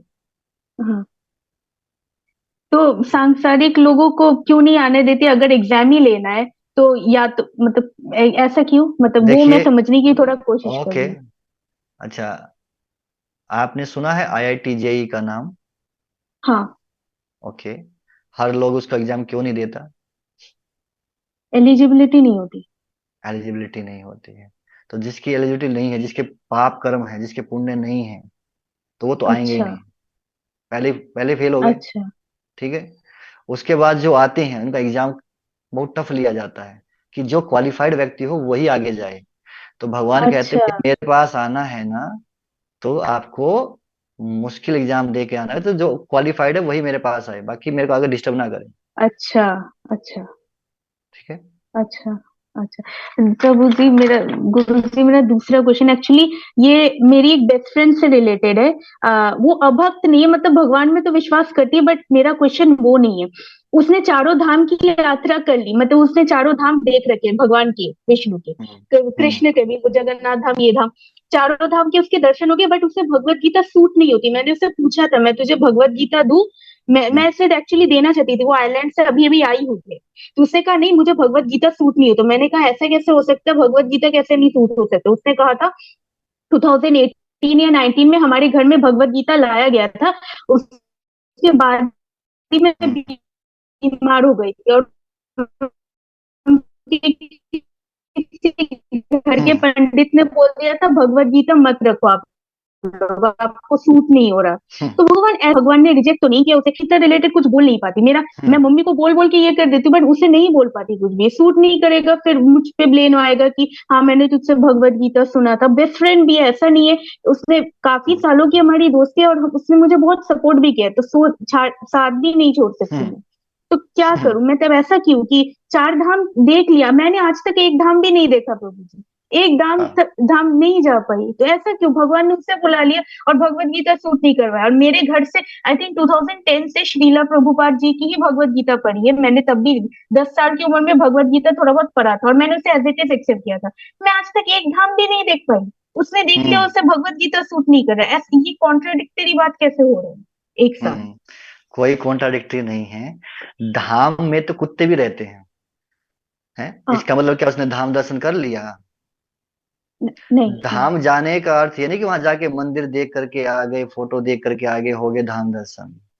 तो वो लोग कह रहे थे अब तो मोक्ष मिल जाएगा, ऐसे कहते हैं हाँ, ना। इसको धाम दर्शन नहीं कहते हैं। पहले धाम दर्शन का मतलब समझना चाहिए कि धाम दर्शन का अर्थ अच्छा। क्या है।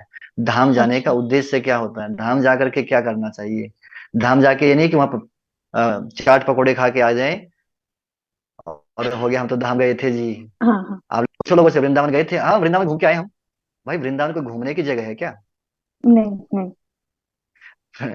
धाम का जाने का अर्थ है कि धाम को देखना, और देखने के लिए सुनना पड़ता है।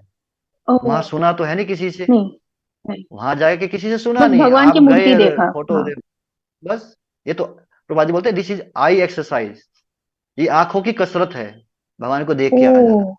जब तक आप सुनोगे नहीं, भगवान बोल तो रहे हैं मेरे बारे में जानना है ना, मुझे देखना है हाँ। ना, तो जरूरी नहीं आपको चार धाम जाने हों। आप घर बैठ अच्छा। के भी मैं सुन सकते हो, सुन करके मुझे देख सकते हो, हाँ। अनुभव कर सकते हो। तो उसकी समस्या ये है कि उसने सुना नहीं है।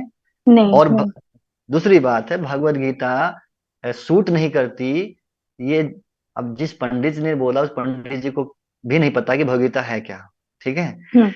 ये तो है। ऐ- ऐसे ही क्या हुआ था, हमने यहाँ पे एक अ, मतलब भक्त हैं, और उनकी सिस्टर को हमने जप माला दिया था कि अच्छा। आपने जप करो। तो जिस हम्म। दिन उसको जप माला दिया, उस दिन वो बीमार हो गई, उसी दिन सेम डे वो बीमार हो गई। हाँ हाँ, अच्छा अच्छा, समझ रही हूँ फिर क्या हुआ, तो उसने माला करना छोड़ दिया। ठीक है। मैं। ओके। अच्छा हाँ। कुछ दिन के बाद, अब बीमार है तो कुछ दिन बाद ठीक तो होना ही है ना व्यक्ति को, ठीक हाँ हो हाँ गई। हाँ हाँ हाँ।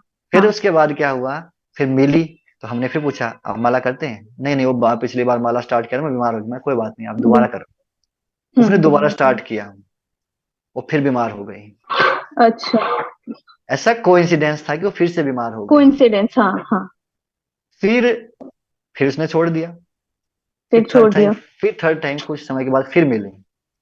हाँ तो फिर उसको बोला कि आप जब करो। नहीं, मैं बीमार हो जाती हूँ। मैं कोई बात बीमार नहीं, हो। आप अब की बार आप करो तो सही। हाँ। तो उसने किया और कुछ नहीं हुआ, अब अच्छे से कर रही है। अच्छा। तो ऐसा होता है ना, कई बार कोइंसिडेंस ऐसा होता है कि व्यक्ति को, कोइंसिडेंस। कई बार हो जाता है, मैं उस व्यक्ति से हाँ। मिला था यार, मैं बीमार हो गया। गुरुजी, मैंने उससे बोलने की कोशिश की थी, ये प्रारब्ध का तो खेल होता है, बात बट वो समझी नहीं। तो बात नहीं ये है समझी, कि क्या कर सकूं। जो समझना नहीं चाहता उसको तो भगवान भी नहीं समझा सकते। तो हम हाँ। कौन कौन से खेत की मूली हैं। देखिए, जो और वो। समझना चाहता है उसको समझाया जा सकता है। हम्म। और एक और, प्रभु जी, मैं उससे रिलेटेड, एक्चुअली बेस्ट फ्रेंड है ना, तो मैं इसलिए मैं समझना चाह रही। वो आयरलैंड में रहती है, आयरलैंड में भी इस्कॉन है, वहां गई थी। तो वहां उन लोगों ने डोनेशन मांगा था, और कुछ ऐसा कहा था कि आई मीन साधु बच्चे भी होते हैं ना, बच्चे साधु, तो उनके लिए क्लोथ्स लाने के लिए। तो उसे अजीब हम्म। लगा कि हमें ये सब क्यों बोल रहे हैं, तो मैं तो नहीं जाऊंगी भाई इस्कॉन। तो मैं क्या हम्म। बोलूं उसे, मतलब इस्कॉन से पता नहीं क्या ये है, कि उसे लगता है कि इस्कॉन और हिंदुओं में जंग छिड़ी है। उसे लगता है कि इस्कॉन बोलते हैं कृष्ण सिर्फ हमारे हैं, और हिंदू बोलते हैं हम्म। कृष्ण हमारे हैं। वो इसमें बिलीव करते हैं। मैं क्या बोलूं उसे, मतलब हम्म। मैं समझाने की कोशिश भी करूं तो कैसे करूं। और बेस्ट फ्रेंड है, मतलब वो भी नहीं छोड़ सकती, उसने हमेशा मेरा साथ भी दिया, तो क्या करूं, उससे दोस्ती ही तोड़ दूं, या फिर क्या करूं मैं तो बीच में फंस गई हूँ ना। नहीं, फंसे नहीं है, समझाने का प्रयास कर सकते हैं समझना चाहे तो। और जहां तक बात है, अगर उन्होंने कुछ डोनेशन मांगा था, तो ऐसा है कि मंदिर चलाने के लिए धन की तो आवश्यकता है ही। हाँ, वो है तो ना? मैं समझ ये रही हूँ, हाँ। दूसरी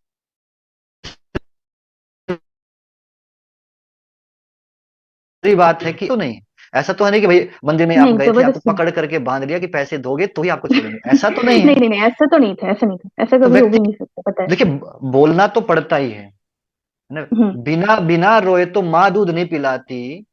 हम्म। तो अगर मंदिर को चलाने के लिए कोई व्यक्ति मांगेगा नहीं, डोनेशन नहीं मांगता है, तो कौन हाँ, देगा? तो कैसे होगा, कोई नहीं देगा। तो व्यक्ति को लगेगा बहुत जरूरत कम तो ही है ही लोग नहीं। देंगे। तो जरूरत है हाँ ही नहीं। जरूरत होती है तो व्यक्ति मांगता है। हाँ हाँ। तो सिंपल सी बात। अच्छा, ये बताओ कि आपके घर वाले पैसे नहीं मांगते क्या? कोई व्यक्ति जॉब मांगते हैं। करता है, तो उसके घर वाले उससे पैसे नहीं मांगते? हाँ, मांगते हैं, बिल्कुल मांगते हैं। मांगते हैं। तो फिर आप क्या वो घर वालों के पास जाना छोड़ देंगे, उसने मेरे से पैसे मांग लिए? नहीं। अच्छा, ऐसे समझ। हाँ, समझ अरे, गई। अरे जिसको व्यक्ति अपना मानता है उसको कभी नहीं छोड़ेगा। इसलिए भगवान ने कहा था ये हाँ। उदार चेता है। ये लोग जो उदार चेता, क्यों बोला था भगवान ने कि चाहे वो मेरे पास आए, मैं नहीं भी दूंगा तो भी मेरे पास से वो जाएंगे नहीं, मेरे पास ही आएंगे फिर भी। अच्छा, तो मैंने उससे बोला था हरे कृष्ण महामंत्र जप करने के लिए, उसने कहा नहीं, मैं शिव चालीसा हनुमान चालीसा पढ़ती हूँ, वही बहुत है, तो मैंने छोड़ तो दिया। तो बस ठीक है, आप उसको फोर्स मत कीजिए। धीरे धीरे अगर वो शिव जी की भी आराधना ढंग से करेंगे, तो शिव जी अपने आप उनको भगवान की आराधना करवाएंगे। हाँ, क्योंकि हाँ, मुझे ऐसे हनुमान जी ने ही बहुत, हरि भक्ति दी थी, हाँ। यस, बहुत सारे भक्त ऐसे ही हैं। मैं अब अपना बताऊं तो मैं खुद हनुमान जी का भक्ति करता था। अरे मंगलवार का प्रभु मेरा जी, हर मुझे हर भी हनुमान जी तो ने हरि भक्ति दी है, मैं खुद तो ये ऐसा है ना कि भक्त की अगर कोई शरण में जाता है, तो भक्त क्या करेगा? वो बोलेगा मेरे मालिक तो ये हैं, मेरे आप इनके मालिक है, पास आप इनके पहुंचो। पास जो पहुंचो।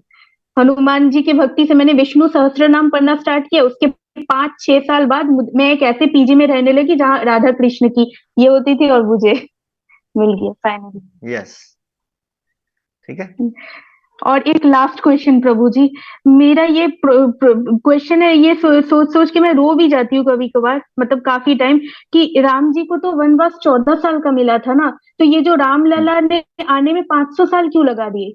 अब लोग बोलते हम्म। हैं कि एडमिनिस्ट्रेशन ने सपोर्ट नहीं किया, और मैं ऐसे नहीं मानती। भगवान को जब आना होता है वो आ जाएंगे, एडमिनिस्ट्रेशन के मोहताज कोई नहीं है होते भगवान। तो 500 हम्म। साल क्यों? 14 साल बाद आ जाते, अच्छा हम्म। 100 साल बाद आ जाते, 500 साल हम्म। क्यों?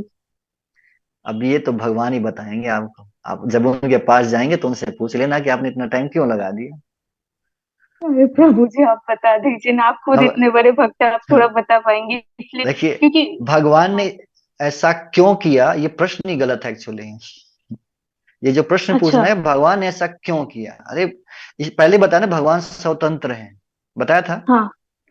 भगवान स्वतंत्र है यानी कि उनके ऊपर कोई नियम लागू नहीं होता, उनका जो नियम लागू इच्छा नहीं करते, होता। उनका जैसा इच्छा होता है वो वैसा कर सकते हैं, उनसे कोई पूछने वाला नहीं है कि क्यों किया आपने। एक्चुअली प्रभु जी ये क्वेश्चन मैंने ऐसे ही नहीं पूछा, क्योंकि मैंने सुना कि बहुत भक्तों ने इसकी स्थापना के लिए अपनी जान गंवा दी थी, जान दे हाँ। दी थी, इस ये हाँ, सोच के मेरा। तो ये इसीलिए ना भगवान ये देखते हैं कि भक्तों का मेरे लिए क्या कर सकते हैं ना। भगवान अच्छा। ये जो टेस्ट हर जगह होता है, ऐसा नहीं कि टेस्ट पहले लिए गए थे, टेस्ट चलते रहेंगे। और हर एक भक्त का अलग अलग प्रकार से टेस्ट होता है, उस टेस्ट में कौन पास अच्छा। हो रहा है कौन फेल हो रहा है, ये हमें पता चलेगा कि हमारी भगवान के अंदर भक्ति, जो श्रद्धा है वो बढ़ रही है कि नहीं बढ़ रही है। अगर पास हो रही है तो श्रद्धा अच्छा। बढ़ेगी, नहीं तो कम हो जाएगी। अच्छा। अच्छा ठीक है। ठीक है। हरे ओके। कृष्ण प्रभु जी। हरे कृष्णा। यस जतिनपू। हरे कृष्ण प्रभु जी। प्रभु जी मेरा क्वेश्चन है कि जैसे मैं एक किताब पढ़ रहा हूँ तो मैं सोचता हूँ कि ये कृष्णा है, कोई भी मैं बुक पढ़ रहा हूँ हम्म। तो प्रभु जी वैसे मैं किसी अगर बंदा कोई काम कर रहा है तो मैं सोचता हूँ कि ये भी कृष्ण ही है। बंदा। तो वो मेरा सोचना सही है प्रभु जी? जैसे हमारे में और जो बुक पढ़ रहा हूँ अगर मैं सोचता हूँ कि ये कृष्ण है, और अगर मैं कहता हूँ कि ये जो बंदा काम कर रहा है, ये मतलब कुछ कर रहा है तो ये कृष्ण जी कर रहे हैं, तो ये सही है मेरे लिए सोचना है फिर गलत रहेगा? और प्रभु जी हमारे में और जो मैटर है उसमें क्या अंतर है प्रभु जी? जैसे बुक है और जो मैं हूँ उसमें क्या हम अंतर है? हमारे अंदर आत्मा है ना, आत्मा और जड़ पदार्थ में अंतर क्या है? ये डेड मैटर है, मोबाइल जो है डेड मैटर हाँ जी, हाँ जी। है। और जो जीवित होता है उसके अंदर में 6 चेंज आते हैं, 6 चेंज आते हैं, उसका जन्म होता है, फिर धीरे धीरे प्रोग्रेस करता है, फिर एक स्थान, एक उसकी लिमिट होती है जहां तक पहुंचता है, फिर बाई प्रोडक्ट्स उत्पन्न करता है, अपने जैसे बच्चे संतान उत्पन्न कर सकता है, डेड मैटर नहीं कर सकता, हम कर सकते हैं ना। और उसके बाद फिर धीरे धीरे उसका ड्विंडलिंग, और फिर उसके बाद लास्ट में डेथ होता है।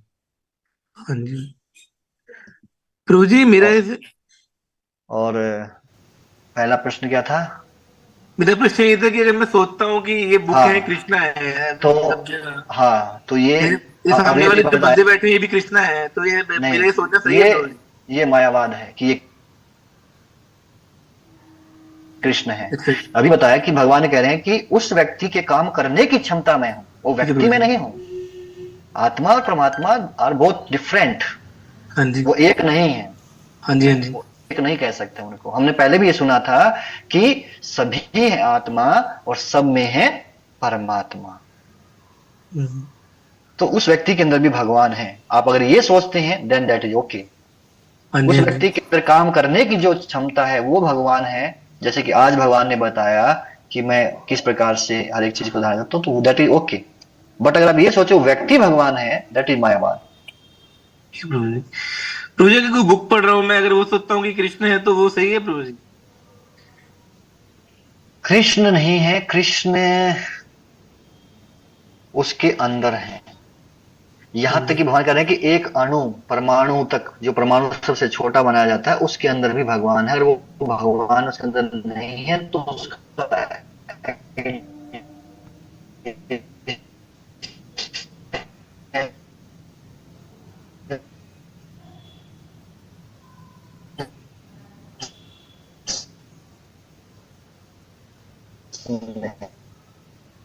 नहीं हो सकता बिना पर ये मतलब बुक हैं और वो हाँ। बुक हैं तो मतलब भगवान, लेकिन उससे भिन्न बिल्कुल। है वो फिर भी। मतलब भगवान भी इसी को है नहीं कहते भी हैं है। अचिंत्य भेद भेद तत्व।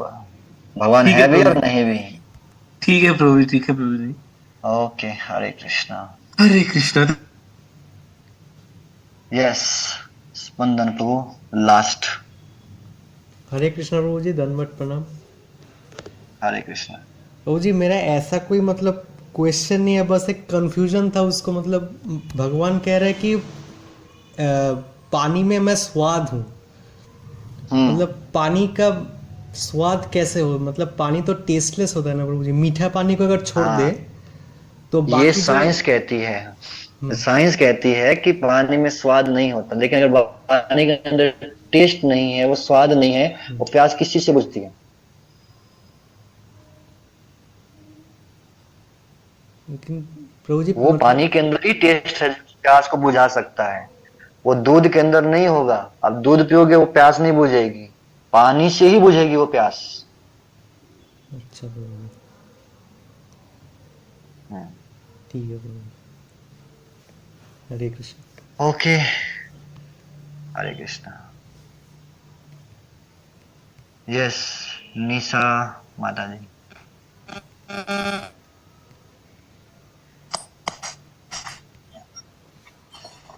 हाय प्रभु जी। हरे कृष्णा। आपका मेरी आवाज साफ नहीं आ रहा है, आप वीडियो बंद करके बोलिए थोड़ा। प्रभु जी अच्छा, ठीक। प्रभु जी मेरा एक क्वेश्चन था कि जैसे अभी हम एकादशी रखते हैं, तो एकादशी में ऐसे बोलते हैं कि नमक हमें सेंधा नमक ही खाना चाहिए, बाकी नमक नहीं खाने चाहिए, तो मतलब ये वही जरूरी है, व्हाइट नमक भी या काला नमक होता है, वो भी खा सकते हैं? वैसे तो तो वैसे तो बेस्ट बेस्ट देखिए, एकादशी के कई सारे लेवल हैं, आप लोगों ने सुना होगा, चैनल के ऊपर में भी आप लोगों ने एकादशी के बारे में सुनते हैं। तो कई सारे लेवल्स हैं। तो बेस्ट तो रहता है कि व्यक्ति निर्जला अगर कर सकता है, निर्जला कुछ भी खाना नहीं, कुछ भी पीना नहीं, तो कोई टेंशन ही नहीं है, चिंता ही नहीं है कि मैं खाना है कि नहीं खाना है। लेकिन अगर आप यदि ये नहीं कर सकते, तो दूसरा आता है जला, जल पी करके रहना सिर्फ। जी। अरे वो भी नहीं होगा तो फल खा लिया, फल खा लिया, जूस पी लिया। अरे वो भी नहीं होगा तो फिर कहते हैं कि चलो भैया कम से कम अन्न मत खाओ, एकादशी का कुछ प्रसाद ले लो। तो एकादशी प्रसाद में क्या क्या खा सकते हैं, क्या क्या नहीं खा सकते हैं, वो आप लिस्ट चेक करके और उस हिसाब से खा सकते हैं। प्रभु जी मेरा क्वेश्चन नमक को लेके था, मतलब हाँ, तो नमक नमक को में। बताया गया ना, उसमें बताया ना कि कौन सा नमक यूज करना है। अच्छा। ये तो बता, मैंने ये बोला है कि क्या क्या ले सकते हैं, क्या क्या नहीं ले सकते हैं, वो आपको देखना है और उस हिसाब से आप ले सकते हैं। अच्छा, ठीक है। हरे ओके, कृष्ण प्रभु। हरे कृष्णा। यस, हरे कृष्ण प्रभु जी। हरे कृष्णा। तो हमें क्या सुनना हाँ, चाहिए प्रभु जी? Yes, about. यस, भगवान के बारे में सुनना चाहिए। और भगवान के बारे में ओके। सुनना है तो श्रीमद् भागवतम सुन सकते हैं, भगवद गीता, भगवान ने जो बोली है वाणी, भगवान की वाणी सुन सकते हैं। तो मुख्य रूप से अ, रामायण है, महाभारत है, वो अलग अलग है। लेकिन दूसरी बात ये आती है कि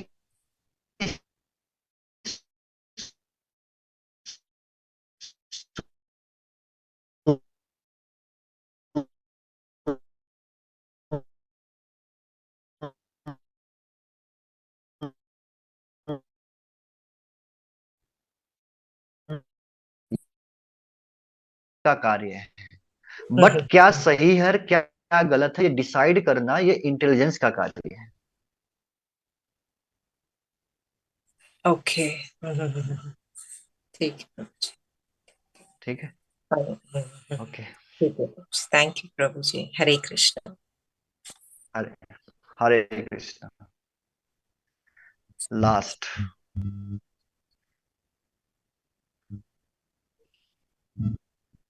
हरे कृष्णा। हरे कृष्ण प्रभु जी। हाँ जी माता जी, बताइए। हम आज तो एकादशी का दिन है, इसलिए एकादशी के बारे में कुछ जानना था। तो मेरे हिंदी बहुत अच्छे नहीं है, गलत हो जाए तो क्षमा चाहती हूँ। तो मैं एक बंगाली हूँ, इसीलिए हिंदी थोड़ा भूल भाल हो जाता हाँ हाँ। है। तो आज तो एकादशी का दिन है। तो हमारे यहाँ कुछ लोग कहते हैं कि एकादशी अगर करना है तो फिर हस्बैंड वाइफ दोनों को करना है, वाइफ अकेले ही नहीं कर सकते। तो ये मिसकॉन्सेप्शन है, क्या मैं अकेली कभी भी नहीं कर सकती हूँ? अगर मेरे हस्बैंड नहीं करे तो मुझे क्या नहीं करना चाहिए? नहीं नहीं, ऐसा नहीं है, कोई भी कर सकता है। जरूरी नहीं है कि हस्बैंड वाइफ करेंगे, अकेला व्यक्ति भी कर सकता है, बच्चे भी कर सकते हैं, बड़े भी कर सकते हैं, बूढ़ा भी कर सकता है, हर कोई कर सकता है। और हम लोग तो संसारी मानुष है, तो इसीलिए मतलब जब खाना पकाते हैं तो फिर अगर हम एकादशी रख लेते हैं तो फिर क्या हुआ, जो बाकी लोग हैं उसके लिए मछली या फिर मतलब नॉन वेज तो हमको कुक करना ही पड़ेगा, क्योंकि हम एक ही है जो कुकिंग करते हैं। हमारे घर में 3 लोग हैं, तो इसमें क्या हमको पाप लग जाएगा? हाँ देखिए, उनको बोलो कम से कम आज के दिन आप मत खाओ ये वाली चीजें, कुछ और खा सकते हैं अगर वो मानते हैं तो। बाकी तो आपकी ड्यूटी जो है आप उस ड्यूटी को निभाएंगे। और जहां तक बात है कुकिंग करने का, मछली का, वो तो आप चाहे एकादशी हो या नॉन एकादशी हो यदि हम नॉन वेज खा रहे हैं तो फिर उसका तो हिस्सा तो हमको भी मिलेगा, पकाने वाले को भी मिलता है। अच्छा। हाँ। अच्छा। और मेरे एक और भी क्वेश्चन है कि पिछले क्लास में आपने बोला था कि जो योग करते हैं उसके जीवन में कुछ नियम होता है, मतलब टाइमिंग होता है, कुछ टाइम टेबल्स होता है। तो फिर हम वही भगवान को पा सकते हैं। तो फिर हम जो मतलब एकदम नॉर्मल सा लाइफ है हमारा, तो उसमें कभी कभार टाइमिंग तो बहुत गड़बड़ हो जाती है। हाँ मतलब हम लोग जो माताएं हैं उसके तो बच्चों के लिए बहुत टाइमिंग इधर उधर हो ही जाते हैं। तो फिर हम्म। मतलब हम लोगों के लिए भगवान क्या बोलते हैं कि हमको हम्म। मिलेगा उसका मैंने कुछ कि मैंने बोला था योग करने के कुछ नियम होते हैं, ठीक है। और वो जो नियम बताए थे ना, वो जो टाइम वगैरह का जो बताया गया था नियमित होने का, वो था मुख्य रूप से अष्टांग योग के बारे में है, जिसकी शुरुआत अभी हुई है। ये भक्ति योग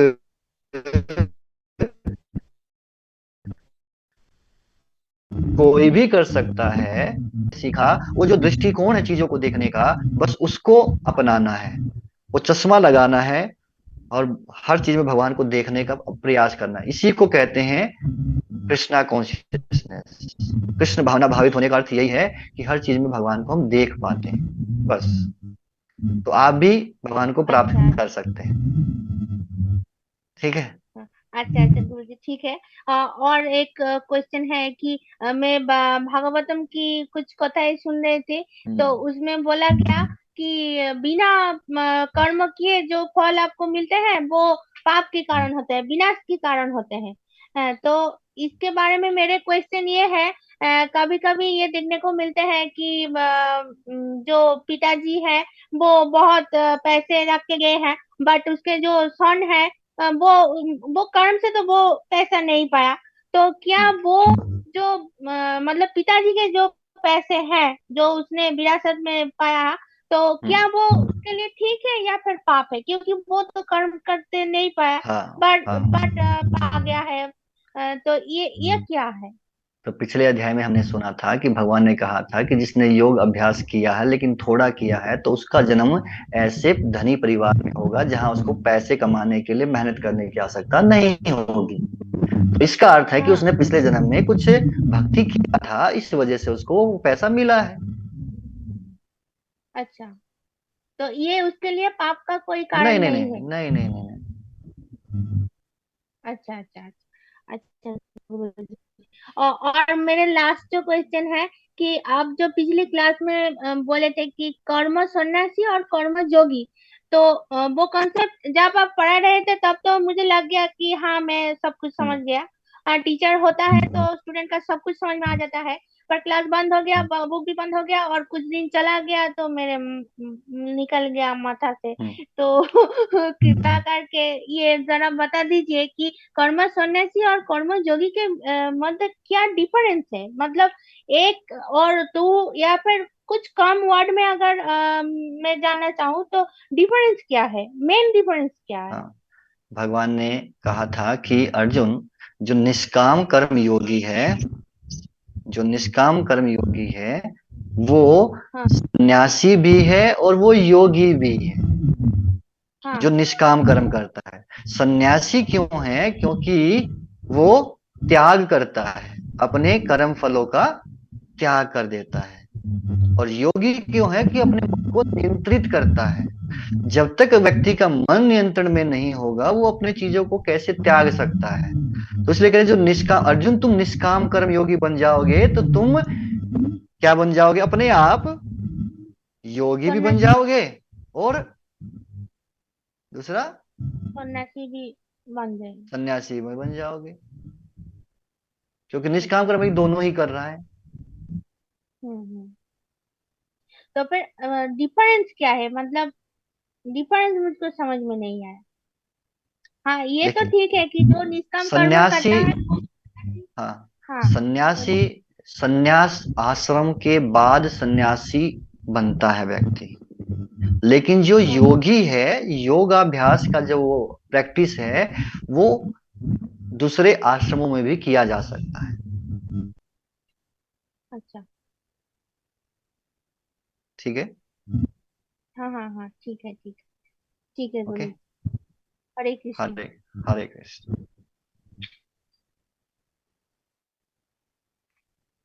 ओके, एकादशी है आज। बोलना कम चाहिए, सुनना ज्यादा चाहिए। ओके।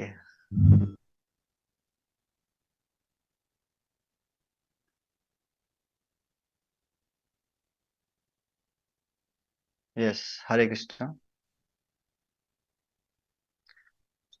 हरे कृष्ण प्रभु जी। हरे कृष्ण। हाँ बोलिए। प्रभु जी, मेरा भी सवाल एकादशी से रिलेटेड है। हम्म। एक्चुअली हम साउथ में हैं प्रभु जी, और हस्बैंड शुरू से यहाँ रहे, उनको राइस ही खाना होता है हर टाइम। हम्म। और जैसे मेरा एकादशी होता है तो उनको जैसे राइस अगर मैं दूं तो उसका कुछ पाप लगता है क्या प्रभु? नहीं, देखिए ऐसा, राइस अब हमारी ड्यूटी है, तो कर बनाना पड़ता है जो नहीं मानते हैं।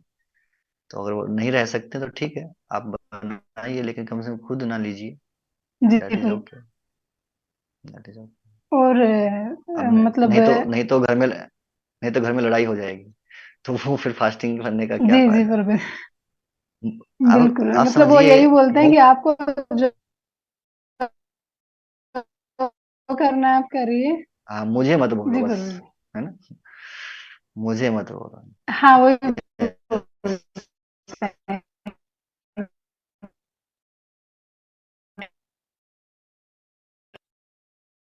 मुझे जो भी खाना है पीना मुझे मत कहिए, आप जो करना है करिए। कभी मतलब मना भी कर दे तो नहीं, ऐसा कोई बात नहीं है कि अब सोचिए, जो अमेरिका में लोग जन्म लिए थे वो लोग रख सकते हैं? वो उन चीजों को छोड़ वो सकते सही हैं जो बात है, मतलब वो वो व्यक्ति की सरकार चाहत नहीं के ऊपर चाहिए में है, ना व्यक्ति प्रभु खुद जी चाहता पीछे है से। करना। हाँ, लेकिन फोर्स मत कीजिएगा। और जी आप प्रभु। फोर्स करेंगे तो फिर वो आपको परेशानी जी प्रभु। क्रिएट करेंगे, इसलिए डोंट फोर्स।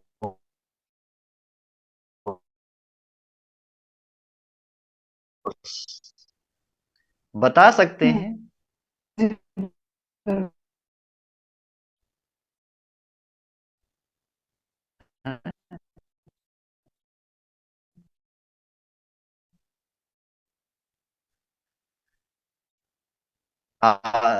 बस।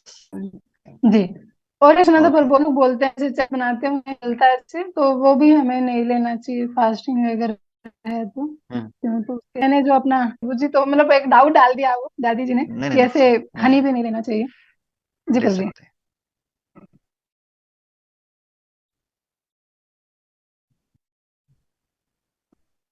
प्रभु जी एक छोटा सा सवाल और पूछ सकती हूँ? हम्म। पेश किया था मेरा, मतलब जैसे मैं अभी 2 साल से आप लोगों को बहुत सुन रही हूँ इस्कॉन के वीडियोस, हम्म। मतलब कोशिश कर रही हूँ कि कहीं से कुछ समझ आ जाए मेरे को। हम्म आधा अधूरा ज्ञान बहुत भरा पड़ा हम्म बचपन से। और बच्चे मतलब मेरे को